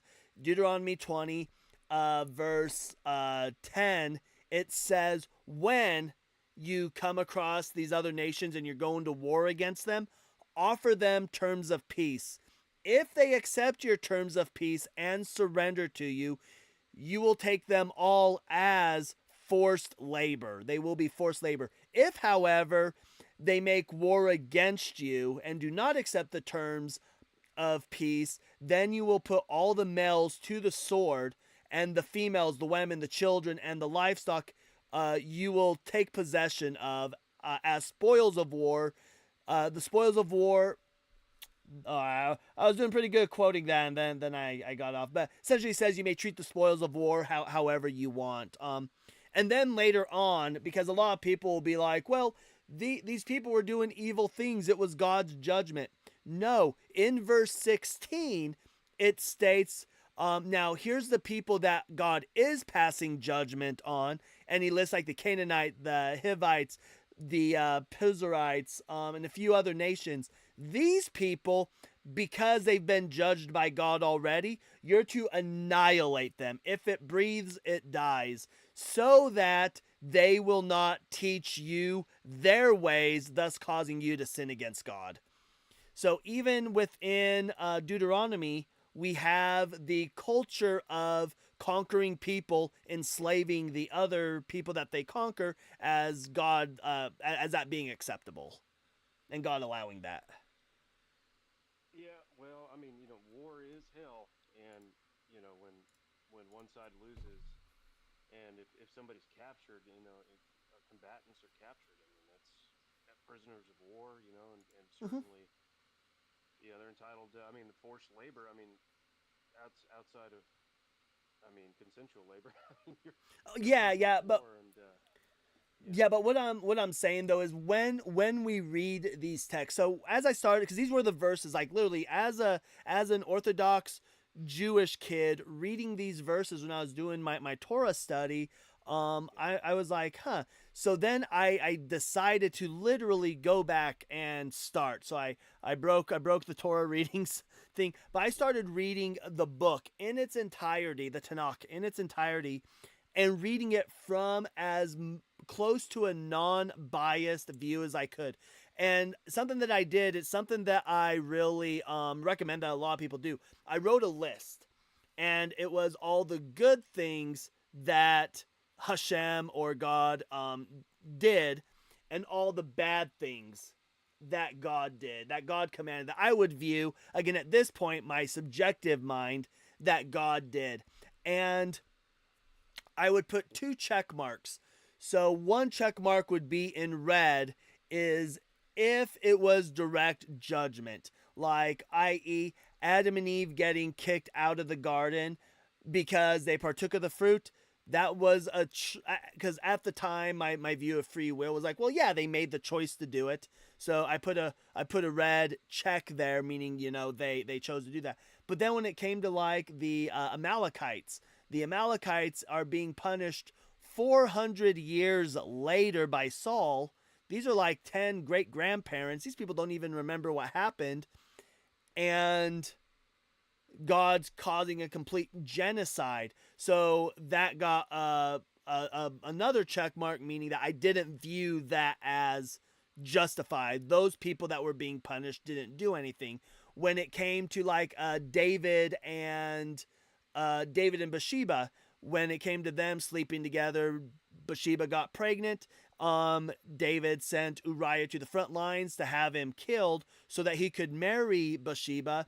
There's two things that ended as a result of that. One was God saying, "You did this. I will take your wives before your eyes. You did this in secret, but I will do this in broad daylight before all of Israel. Your neighbor's going to come in." And God says, your wives are going to get raped. Your wives are going to be raped. And then in chapter 16, we read where Absalom, his son, David's on the run. Absalom comes in, goes to the palace. He's talking to his advisors, and his advisors say, no, you need to show the people that you are now the king. So what does he do? He takes David's wives up to the rooftop where he commences to sleep with them on the roof. And this is something that God had said previously, like, I will do this. I'm going to do this. And I don't think that those wives deserved it. I think that's an unjust punishment to those wives. The child that was born due to David and Bathsheba, God even, and when David goes and in protest to his wives, he says, whoa, whoa, whoa, I did this. I'm the one who did this. I sinned. Then Nathan says, well, God now says this child is going to suffer as well. We learn that the child suffered for 7 days and then it died. And this child didn't deserve it. When David took a census of the nation of Israel, God didn't like it, so God punished 70,000 Israelites through a plague. He sent a plague. 70,000 Israelites died as a result of it. There were, 3 or 7 years of famine because Saul had broken a deal. Saul made a deal with the Gibeonites, when Israel came out of Egypt. The Gibeonites left them alone, didn't attack them, actually helped them. And so Moses had made a pact with them and saying, hey, Israel will leave you alone. We won't attack you. And then Saul broke that. Saul went and attacked them.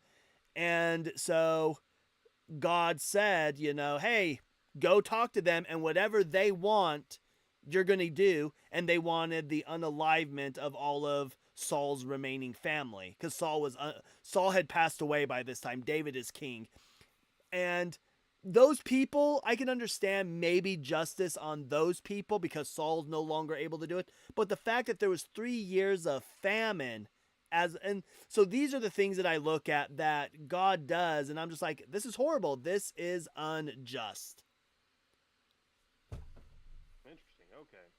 So, you familiar? I think I mentioned Richard Dawkins earlier. You Mm-hmm. familiar with him very much? A little bit, Because yeah. he's okay. He's one of the, especially in the big there was a big atheist movement in the early to mid 2000s, Mm-hmm. and kind of peaked around 2015, and it's kind of petered off since then a little bit. Not to say that there's not a lot of atheists out there. I mean, you're here, and I'm glad you're here with us. But anyway, so Richard Dawkins, he wrote a book called River Out of Eden, and in that book he had mentioned that, or he really quite famous quote that he's known for, but it's and I'm gonna paraphrase here, but he's speaking about morality. He says, and again, it's paraphrasing, but concerning morality, there is no good, there is no evil, there's just blind and pitiless indifference. Mm-hmm. And I have to say, according to his worldview, that's quite a profound statement. I mean, it's that is 100% correct, because he's being consistent with his worldview. If there is no God, if there is no objective morality, then certainly there is no good or evil. And I've got a lot of respect for the man. If he's nothing else, he's very consistent. And there's been others before him, David Hume, the Scottish skeptic, Bertrand Russell, early 1900s, atheists, very consistent in their worldviews, in that they've David Hume, for example, um, Scottish skeptic, 18th century Scottish skeptic. He's very famous for. You may have heard about this, but it's called in philosophy. He was a philosopher, but it's called the problem of induction. Are you familiar with that? A little bit. Okay, so the problem of induction basically is what he recognizes, that the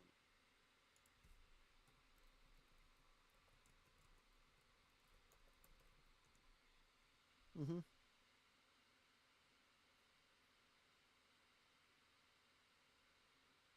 Mm-hmm. Yeah. Mm-hmm. kind of the kind of the boiled down version of the problem of induction is, it's like, well, you can't really answer whether or not the sun will come up tomorrow. You just gotta kind of trust that it will. The future will be like the past. We just, everyone's got to live their life that way. Otherwise, like if you, Cyber, when you got up this morning, I don't imagine you threw the sheets off your bed and then thought you'd float up to the ceiling. I'm Oh no, pretty, I was clinging pretty onto confident that that bed happened. for no. I cling for my life every morning until I'm firmly on the ground. I'm kidding. Oh, that's good. That's good. That's good, man. You're a funny guy. But yeah, but you get the idea. The problem with Mm-hmm. induction, and so I'm gonna bring it around and curtail it here in a minute. But with atheism and these other famous atheists throughout time who've been very consistent in the worldviews, they've made some really good points, and it's like, well, we can't have an answer for why or what the future is going to be, because it's begging the question to say, the sun's going to come up tomorrow. We know that because it came up yesterday. Well, it's begging the question. It doesn't answer. It's an observation, but it doesn't answer whether or not it'll happen. That's the nature of the problem of induction. Mm-hmm. And so, issue where that kind of ties back into morality is, if all this is chaos, we're all matter and motion, time and chance acting on matter, sort of thing. Um, then, well, what's wrong with drawing a circle around our community and just sort of, as my friend Jeff Durbin says, Why not just torch the or kerosene the whole ant hill? You know what I mean? Why can't one society sort of draw a circle around itself and then, you know, sort of kerosene the ant hill in that way? What's your answer to that? You know, I don't mean to be abrasive with the No, question. I mean that sincerely. Like, no, no, no. what's your You're good. answer You're to that? good. Yeah, because again, I believe that like empathy again is transcendental, and even when you go to do that, right? Let's say, let's say I am going to do that now. If I'm rational, and I am on my way to go torch that anthill or do whatever atrocious thing I'm going to do. Um, if I am being rational about it, I am intrinsically going to put myself into those people position. And then I'm going to realize that I wouldn't want that to happen to me. And thus I don't do it, right? I just don't do it because, again, we employ empathy in these Well, why be cases. rational though? I mean, you've got no um, reason to be rational. I mean, there's no objective standard, right? I mean, our ancestors are fish. Again, I know that you don't believe that Yeah. fish necessarily, but so when I say that, you'll have to give me some No, no, grace you're there. good. I understand you're using it It's just colloquially. a common, you know what I mean. Yeah. It illustrates a picture I'm just trying to paint. But if our ancestors are fish, then uh, why be rational? I mean, there's no actual, Because there's I no believe objective. It's not necessary to be rational. because I believe that, and I believe that the evidence shows that when we live in rational worlds, society is better, right? Once we employ empathy and rationality, societies get better, not worse. And so, again, this is how we look at like a lot of these archaic laws that we see within not even the Bible. I'm not going to employ the Bible here, but we see a lot of these archaic laws in the nations where they did just that, where they literally drew a circle around themselves and said, if you're not a part of this, um, we don't care, and we're going to go and we're going to destroy your civilization. But I think that once we began to employ empathy and rationalization, and we began to be welcoming of other nations, of other people that aren't like us, and we realize that they have intrinsic good, they have, well, not intrinsic good, intrinsic value that they can provide, then we build better societies and we become a better people as a result of it. So I want to live in good and better societies. Now, what I want is 100% subjective. That is not transcendental. That is not objective. That is 100% subjective, what I want. But we also live in a world where we build communities based off of our wants, not based off of anything objective. So Christians want to live in like a Christian world. So that's a want that they want that is subjective. They want the Christian world. I want to live in a world where we base things off of empathy and rationalization. And from what I have seen, the evidence that I've seen, what I experience, um, I see that once we do that, we live in a better world versus living in a world where we are just super closed off. And again, growing up practicing Orthodox Judaism, one of the things that I think harms the Jewish community. And again, I understand why Jewish culture is this way. I understand that, but I think that with Jewish cultures, Jewish people that are religious live in their own communities where they kind of cloister themselves up, and it's really hard for outsiders to be accepted in. And I think, and the reason why I think that is harmful is because it allows for conspiracy theories to run rampant, um, which I think is detrimental to like the Jewish community. So I think that, um, but yeah, empathy and rationalization and rational thought makes better societies. And I want, subjectively, I want to live in a better society. Yeah, Cyber.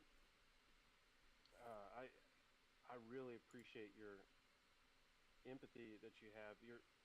I mean, the image of God is just pouring out of you. Um, Well, that's weird. it's Yeah, no, I mean it is, which is, I mean that's a compliment. I pray you take that as a compliment. I really mean that.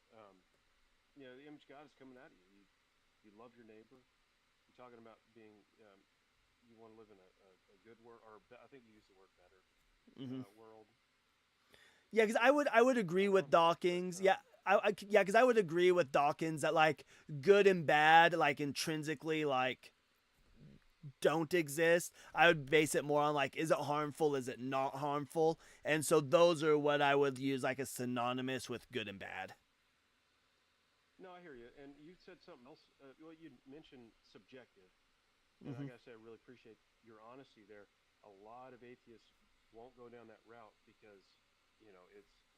I don't know why. Because I mean, Dawkins was open about that. He's like, hey, this is Hmm. completely subjective, morality, and of course, I mentioned Hume and Russell before him, but and they did the same thing. It's morality is subjective, and from what it sounds like, you would agree, and I appreciate being consistent. But you know what I mean. You don't live your. But my thing is you and the other atheists, and again, I don't mean to be sharp when I say that. I love you guys, I really do.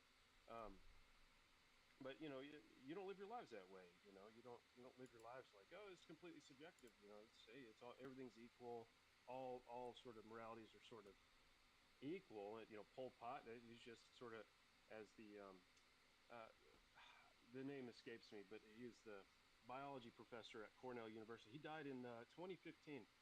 But another famous atheist, he's very consistent with his worldview too. But he had said that basically we're all dancing out our DNA, and so Pol Pot and Mao Zedong, they're just sort of um, dancing out their DNA, the same as Mahatma Gandhi and uh, Winston Churchill and Donald Trump and everybody else are just sort of living their life and doing what they're doing, and they're all equals subjectively with morality. You know what I mean? So, but yeah, so I guess I just don't understand why the fuss then, about being upset with slavery and being sort of obsessed with being consistent and using the correct hermeneutics and straw men and avoiding straw men. Excuse me. Well, If because if yeah, it's all well, if they're all just sort of dancing out their DNA, and it's all subjective morality, then they're living there. So wouldn't it be actually wrong to tell them how to live their life if if y'all are all equally subjective with your own moralities? well, so again, I think where we might be getting lost here is I believe that empathy is objective. Empathy is objective. I believe it's transcendental. How? It's the society, huh? Sorry to cut you off, but I'm sorry to cut you off, but how? So you said it was subjective before, but now No, no, no, no, you no. well, okay. Yeah, let me rephrase. But The empathy, yeah, the empathy is objective. What I want is subjective. where do you? Okay, I hear you. Where do you get? Where? Help me understand. If Where does objective empathy come from? Yeah, because anytime we have any dialectic, anytime we talk, right, intrinsically, anytime we talk, Excuse me. if it's rational, then I am willing to put myself into your shoes. Just like we've been doing this entire time, and we don't even realize we don't even know we're doing it. We put ourselves in each other's shoes, and in order to understand what you were saying, I need to put myself in your shoes and look at it from your eyes. Likewise, you have to do that. That's why you've been repeating what I've been saying to make sure you understand. Empathy, we just naturalistically we employ empathy and we don't even realize it. Like that is definitionally what empathy is.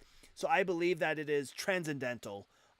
Now there are people if we take like and again I you're on YouTube, I'm on TikTok. I have to use what's called TikTok friendly terminology. So I'm going to say some funny sounding words but you'll get them. Yeah, that's why we get them cuz the algorithm on TikTok will drop us automatically or it'll just kick our lives and I'll be not able to go live for like a week. So if we take like the Schnauzis, Ava Braun's husband, these people did not employ empathy, right? Or sorry, they did not employ rationalization, right? They did not put themselves in the shoes of the Romani, of the Jewish people, of the BIPOC community, of all these other communities that they deemed were less than. They did not put themselves in. So thus they acted irrationally, and thus because they acted irrationally, they would be wrong, right? They caused harm, and that would be like what I would deem as wrong when we act irrationally. Now, if we look at a case and we're acting rationally, we're putting ourselves into people's shoes, and we go, would I want another people coming in and changing my culture? Would I genuinely want that, putting them in there? And you utilize rational thought while doing that, then you'd leave them the frack alone. You just leave them alone. You wouldn't do that. You would be like, no, I would rather be allowed to make my own decision on this. And that's how that goes. So again, empathy grounds morality, but the society that I want to live in is purely subjective. Okay, so Pol Pot's fine in that world. I mean, that he can subjectively, execute. Well, I'm sorry. Can I use that word? I don't want to get you in trouble. Sure, I'll be okay with it. I'll be okay with it. Schmeck. Wait, hold on. Let's see if I can do like cyber schmexecute. Smexecute works.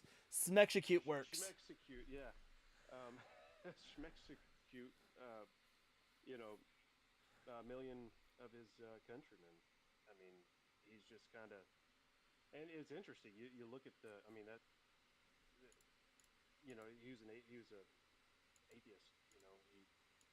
He didn't believe, and certainly he was doing what he thought was good. I mean, we can. Well. How do we know that though? We'd have to look at it. Did he employ empathy while doing this? Right. Well, who cares? I mean, he's just a product of macroevolution. I mean, you don't really need to have empathy, and that's the other thing too. I think I asked you earlier. You have to forgive me because I can't remember if you answered, but I asked if you were a materialist. I don't mean to put you on the spot, but I was gonna mention something, but I didn't want to. So I'm a naturalist. I'm like a naturalist. Like I believe so if we're going my view, like forgive me. I meant materialism, or materialist being that you just believe that everything that exists is only matter. Sorry, like there's no immaterial, there's no supernatural, that sort of thing. Oh yeah. Okay, sorry about that. Okay, so when we're talking about rationality and empathy,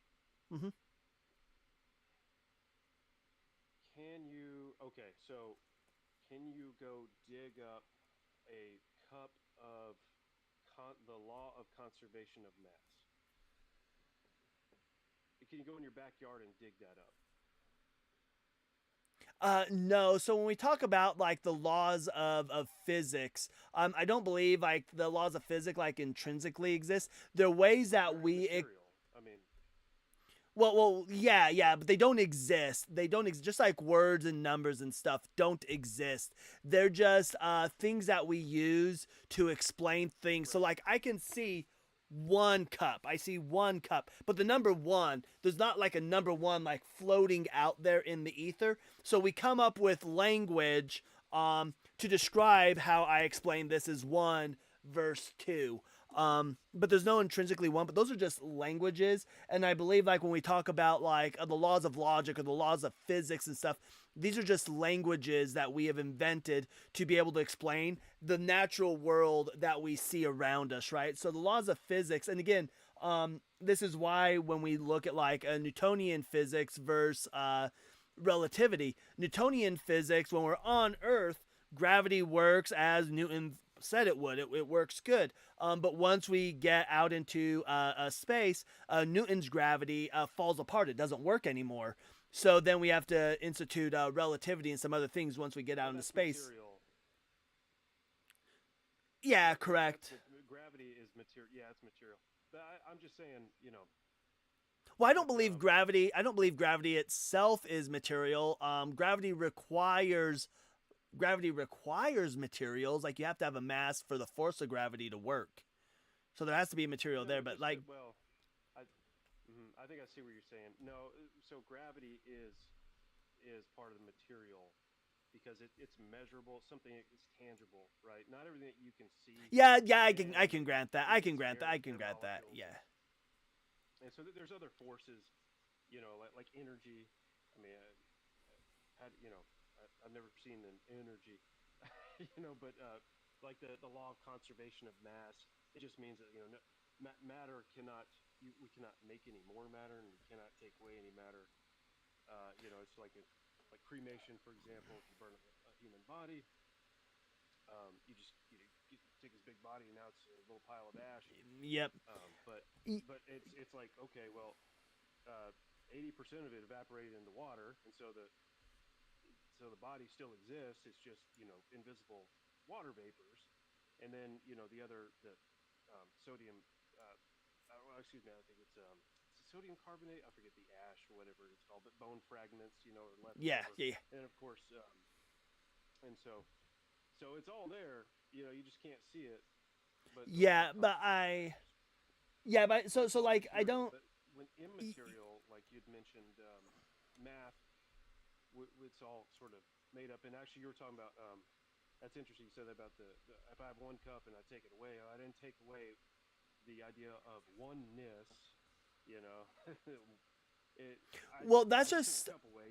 Oneness is still there, but it's immaterial. That's immaterial.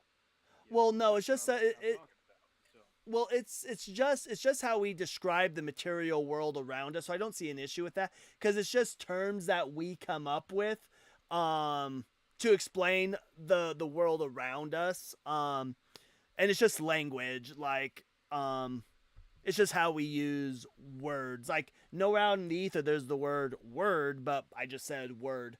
But these are all things that we just use to explain the material world. So I think it's just still valid. It's still part of materialism. Yeah, well, and so I think math is actually a really good example. 1 plus 1 less. But can I 1 plus 1? Maybe can I decide 1 plus 1? Can you do that?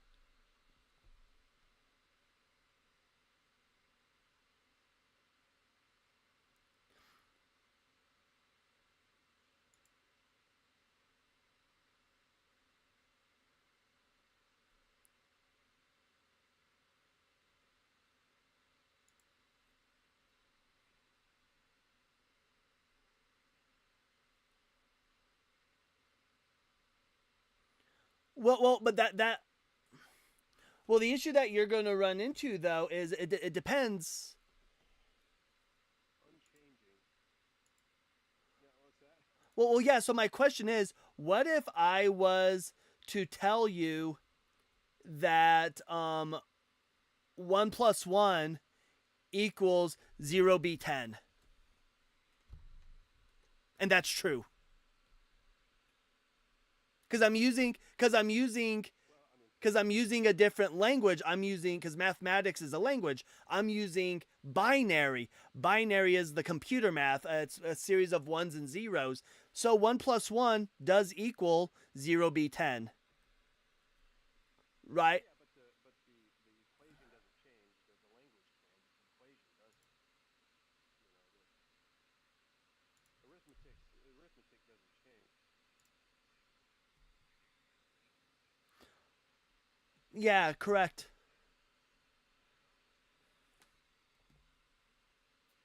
Well, it depends on the language. Well, it depends on the language we're speaking, though. Now, what I would say is that it does turn out that we have noticed that there are patterns in the universe. There are things that are out there that are patterns, and mathematics does seem to fit these perfectly well, right? It fits, right?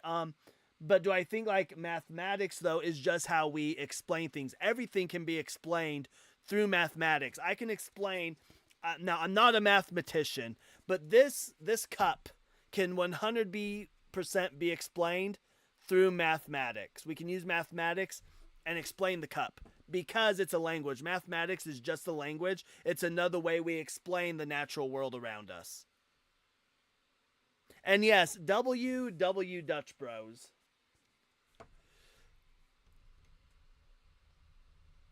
Oh, Dutch Bros. It's coffee.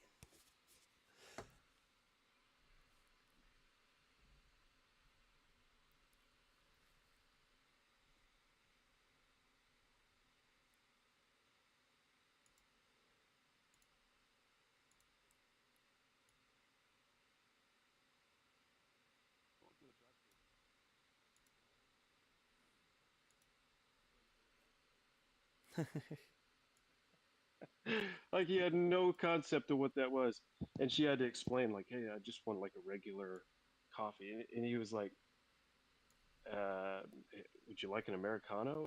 And he made it for her, and it was one of the best cups of coffee she ever had, according to her. But I don't know, maybe that Yeah, wasn't a fun story, I but like Dutch Bros. I like their atmosphere. I really enjoy Dutch Bros. But hey, we've been talking for a minute. I appreciate the talk. I think we've been going for over an hour. I do have one more guest that I want to get to. But hey, give me a subscription on YouTube. I'd love to have you back up. You've been super respectful. I appreciate the hell out of it. And let me go double check your name again, Wesley. So I appreciate the conversation. Yeah. I'm gonna drop you though, so I can bring up another guest. This last guest will probably be the last guest for the night. Everybody, let's give Wesley on both YouTube and TikTok. Let's give Wesley some massive W's. And I appreciate it. But yeah, give me a subscription. I go live usually Sunday through Thursday. Those are the days that I am set. Fridays and Saturdays, it'll be depending on what I'm doing. Right now, I'm working on trying to knock up my watch hours so I can start accepting super chats. But yeah, give me a subscription, and I'd love to have you back up in the future. You got it, Cyber. You earned yourself a subscription. I'll do that right away. You got it, brother. All right, thank you. You have a good evening. Too. It sucks I cannot hear the YouTube guests. I would love to hear the conversations you guys have. Right. But let's. Yeah, I don't know why. I don't know why the guest box can't hear, because when I am on Justin's live, I can hear just fine when I'm on the guest box. I just can't respond. That's so weird. So I don't know, but also Justin streams. I don't know how Justin does it, but it seems like Justin streams TikTok as his virtual camera and then does like something weird with his virtual camera, because when Justin streams, you can see his panel as well. So interesting. Okay. So yeah, all right. Let me get this next guest in off of Video Ninja. Oh, hold on. Do we have a TikTok guest? If we have a TikTok guest, I want to take the TikTok guest first. Not on my end, darling. Okay, I don't see the dot either, so. It seems YouTube is starting to push more people to you than what TikTok does. YouTube, I mean, I'll still be here to support and stuff. Yeah, YouTube is always pushed. Well, and my plan is, because I can bring up a few different people. So the plan is, if TikTok does end up going the way of the dodo, my plan will be to have a screen for you. But let's get up with this other guest. And Fox, how are you doing?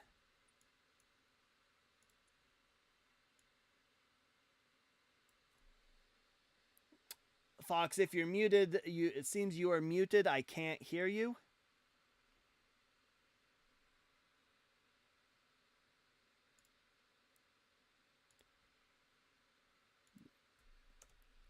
See, I'll try to give this page a refresh. Sometimes the page needs a refresh. We'll do that. So, Fox, are you there?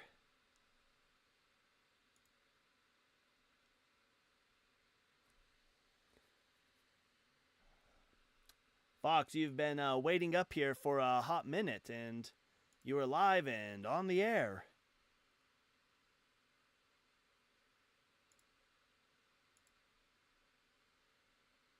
We're getting a tour of a room. Well, I will go ahead and drop you. Feel free to come back up if you want to talk. So we'll wait a minute, see We if do have he someone in comes back. TikTok. Oh, bring him up. All right. Firas, can we have your age for TikTok TOS, please? Yeah, I'm 35. Okay, thank you. And can you prove, Hello? yes, can you prove Jesus' divinity? Uh, I can't. I just came here. I was watching a video on TikTok, and I wanna share it with you guys. It's kind of long video, probably like 3 to 4 minutes. You wanna listen to it?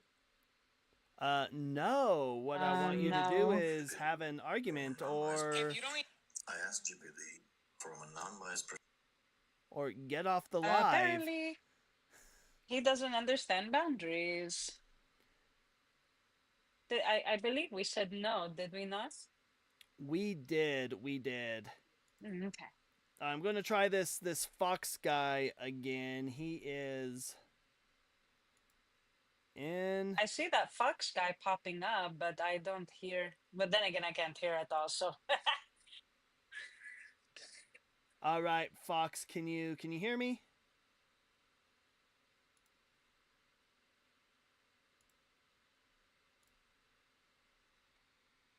Hello, can you hear me? I'm doing good. Can you hear me? Oh, let me. Hold up, I'm refreshing this real quick. I think there's a delay. I think refreshing this will fix that real quick. All right, you can hear me? All right. And what's your age? All right, and all right, and are you a Christian? I would say I believe that Jesus Christ died on the cross for our sins. So you're a I do Sadak believe Mac. that. Nah, I don't go with those terms though. Like I just believe what I believe, like, and I got a lot of reasons All right, for so it. what's your strongest evidence for the divinity of Christ that does not include a personal experience? If I don't want to include personal experience, that's a good question. I would include existence itself, like, you feel me? Christ is symbolism for life itself. Christ is symbolism for crystal. In other terms, So wait. Did Christ physically come down on earth and be crucified? yeah, he came down in human form to yeah, he came down in 3D dimension. Yeah. Came down in 3D dimensions, but not 4D, right?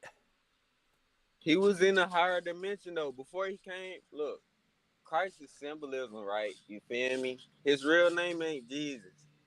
His real name Yahweh, you feel me? If you go deeper, diving in the Bible, his real name Yahweh. And he died for our karma. So he's just symbolism. Oh, well, what's your evidence that he existed? It's a lot of evidence. Like, dang, hold on. All right, I'll start. In a Bible, okay. The Bible's a claim. Yeah, no, the Bible is some real. Nah, bro, don't play with the Bible, bro. The Bible speaking some real facts. Do you wanna see my Bible? My Bible is missing all the way from Luke to Timothy because I ripped it. Yeah, the thing is, they hid a lot Like of stuff. Like they all took the a way lot from of Luke to stuff out the Timothy, Bible just too. gone. Look, they took a lot of stuff out the Bible as well, though. Yeah, me too. I'm about to take some more out. Timothy's Look, gone. you can do what you want. I don't care. Like you Willie can be an Philemon atheist, in. nigga. I Philemon know staying in. somebody made this universe, my guy, and I'll it kick wasn't Titus no in too. physics. It wasn't no physics that just made nothing into something. Wait, That what? book ain't making either, but the word did. Well, yeah, but the question was, and you didn't. What's the evidence of the historical Jesus? The first thing it said in the Bible that they wrote the first thing that came was the word of God, right?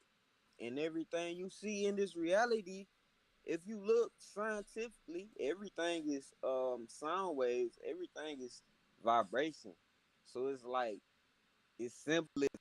They be Hey, speak quick they question for put you. that Wait, shit wait, wait. I down. have another question for you, just real quick. It's a litmus test. What shapes the Earth? Hey man, I don't know. I ain't getting all that now. I'll tell you some. You talking about some physics and stuff like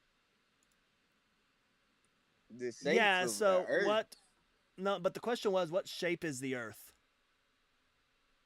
like round. I think it's flat though, man. I don't know, man. I don't You, believe in that. you, What you y'all put? think, you I think don't the Earth believe no is moon landing, none of flat? that. And How the why don't? moon? How they land in the moon when that they can't do it now? Why can't they do it now? Why would they need Y'all could to? do it in the 50s, but y'all can't do it now. Yeah, but y'all saying all That this that stuff was the y'all know. that was the '60s. But why do we need to go back to the moon? Ain't the sissies they learn like that in the sissies? Like, No, and it was they in the still not '60s. doing it again? But why do we need to land back on the moon? Bro, we doing all this other unnecessary stuff. Why not? If we can do that in the 60s, why not do that? I feel like that's a good, you know. Why? But What's I like I beneficial? like how you So what's beneficial for landing on the moon? man. I thought it was the war, but What I guess the war? whole Hold, thing hold was on, a hold on. lie. I'm I intrigued. heard it was a What lie, war are man. you I ain't talking gonna lie. about? What Y'all war? be What lying, war? man. Y'all be capping. No, First what they what said it was. war? I want to know. I want to know what war we're talking I about here. mean, it wasn't a war, but it was like competition thing with the U.S. and other countries. And they lied. I ain't gonna lie. They was cow. All that was a lie. Video was fake. Like Well, you don't massive. know that. Why would I What? Well, believe in hold y'all? on, What hold on, y'all hold gotta on, say? hold on. Have you ever heard of the Moon Rover Grand Prix? Hold up. Have you I seen see the that video? comments. I see them talking crazy. Look, No, no, no. y'all Listen, talking listen. crazy, So but if listen, listen, listen. have y'all So ever if you go seen on YouTube, water? hold on. If you go on YouTube and you watch it's called the Moon Rover Grand Prix, right? And I believe it was either at Harvard or Oxford or maybe MIT. It's one of those three schools, Yeah. probably MIT now that I think about it. But what they did is they took a look at the dust that was coming off of the tire, right? As you drive, you throw up Yeah. dust. And they looked at the dust, and what they were doing is they were measuring it, how much it moved frame by frame, and they're looking to see if it dropped at all. But they're measuring it frame by frame by frame by frame. And what they found is that by doing this, it didn't drop. It just went off, which means, and then eventually it started to drip, but it dropped according to the calculations for the moon's gravity, right? The gravity that's on the moon. It didn't fall with the calculation of what Earth's gravity would have been. And that's something you can't fake. You can't fake this. So Yeah. they did this thing. But let's get back on topic, though, now that we got that you're a flurfer. My That question was for a you good is, that was a good point. That's on gravity though, right? do you not believe in gravity? Yes, I believe in gravity, but I don't believe in How do you have gravity on a okay, flat the Earth? stuff y'all they How put do you have gravity on a the flat Earth? government, bro. I don't believe the earth.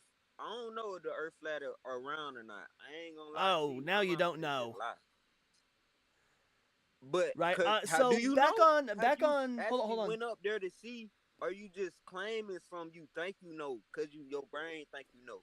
You feel me? Because you seen some research, bruh. Oh You yeah, ain't never if you, went up there, bro. And all I know is water do not bend. You ain't never see water turn all, bro. You can say gravity, but you ain't never see just water bend in a cup. It's always level. no, it's not. Have you? Yeah. I could Unless probably you go. shake it Hold on. like, I'll be. Yeah. Have you ever seen a water drop? yeah, Yeah. What shape's a water drop? it's round. It keep friction, Yeah, it's right? Like it round. keeps the It's whole stuff. round. There we go. A But the water thing drop is, look, the is whole water round. drops round. You're not thinking about the size of the earth compared to the physics that you're saying. You're saying the water drop, but the earth is a whole big, you know. I get what Oi, you saying though, but I feel like, yeah, I feel like oi. this a So microcosm, let's macrocosm type. let's hop back on topic. Can you name a single messianic prophecy that Jesus fulfilled? Hey, bro, he died for our sins, bro. We ain't in Oh, eternal damnation, bro. what messianic prophecy is that found in? Can you find that messianic prophecy? Man, bro, you talking about prophecies? I'm talking about something he actually did, bro. And Oh, that well, white what's Jesus your you got up evidence? there is not the real Messiah, bro. Well, what's your First of evidence all, that they lied he? about it. Wait, Jesus is not the real Messiah? No, bro, his name is Jehovah, bro. That name is fake, my nigga. And that freaking white face is fake. That beard is fake. All that is fake. His real name's Jehovah. Well, what's your evidence of that? Man, bro, hey, these Bibles are all fake, bro. They've been copied over each other Oh, through well, languages and stuff. show me your true version. Do you have a true Hey, version? oh, it goes deep. They copied off the true version. The true version is his name Jehovah, and Oh, a lot of yeah. stuff about What's that. the name of this translation so I can go find See, it? you asking so many questions, man. I just learned what I learned, man, and I know what I know, bro. I'm telling you, his name Yahweh. His name not Jesus. Jesus a Latin name, bro. What the world, man in Africa gotta be his name Jesus? Come on, nobody thought about that. Wait, you think he's from Africa? I mean, he was in Africa. I mean, I'm saying he was in Africa. Well, that's what the Yeah, story says. he was But round. okay, that's fair. Yeah, and I agree that Jesus probably didn't look white. But my next question for you is again. My bad. One more thing. So The you dude don't was a gay know. man too, bro. Hold on. Wait, what? Oh yeah, that dude you got on your picture, a gay man, bro. Facts. It's a faggot, bro. And I don't got no Oh, disrespect for his little see, sister, bro. there we go. See, No disrespect. no disrespect, but you can go fuck yourself once we start throwing out slurs. Are you serious? Are you serious? Like coming up here just throwing slurs like the fuck. Wait, what happened? What did he say? He threw out the F slur. They can never be civil, can they? But yet they're they have the morals. Man, that guy went full. That guy didn't know what he thought. He didn't know if he was a flat earther, if he believed in gravity. He didn't know what he believed in. Believe he was a Malakis. I would have popped off on him. Okay, just so I don't mean to interrupt, but just so we're clear about what we're talking about, can you clarify, please? Oh, What are we clarifying? About the conversation. I yeah. wasn't able to hear it. Yeah, so the topic is yeah. So you're a new guest. So the topic is, can you prove my divinity? I'm a mythicist. I don't believe that Jesus existed naturally. I don't either. I'm Norse pagan. Oh, well, based. I guess we agree. I'm Norse pagan, brother. So the whole Jesus theory, they if they can't really show me proof. I accidentally dropped him. I did not mean to drop him. I was hovering over the disconnect. I did not mean to drop him, but I am only looking for debates. And it is past my bedtime, so I am going to call it here tonight. Everybody, thank you so much for coming out and hanging out with me tonight. It means a lot.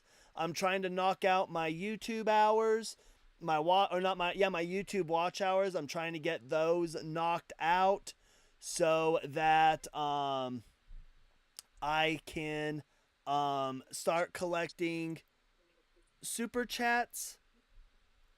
So I do appreciate everybody coming out. Let's see where my metrics are right now for that.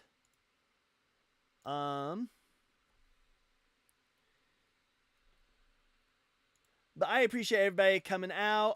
We're going to call it here. I will see you all on Sunday. Tomorrow morning, if you're not following the Unapologetic podcast, go give the Unapologetic podcast a follow. I believe they'll be going live tomorrow. I don't know when, but you can watch it here. You can watch it on YouTube. Go give the Unapologetic podcast a follow. Hanji, I appreciate you hanging out with here. I apologize that all my guests came off of Video Ninja and you didn't get to hear any of them. But I appreciate that. So Hanji, I'll go ahead and drop you down real quick. And yep, so let's go while we're waiting. Let's see who is live right now. Today was kind of a slow day. There wasn't anybody really live. So let's go raid El Uso. Let's go do an El Uso raid.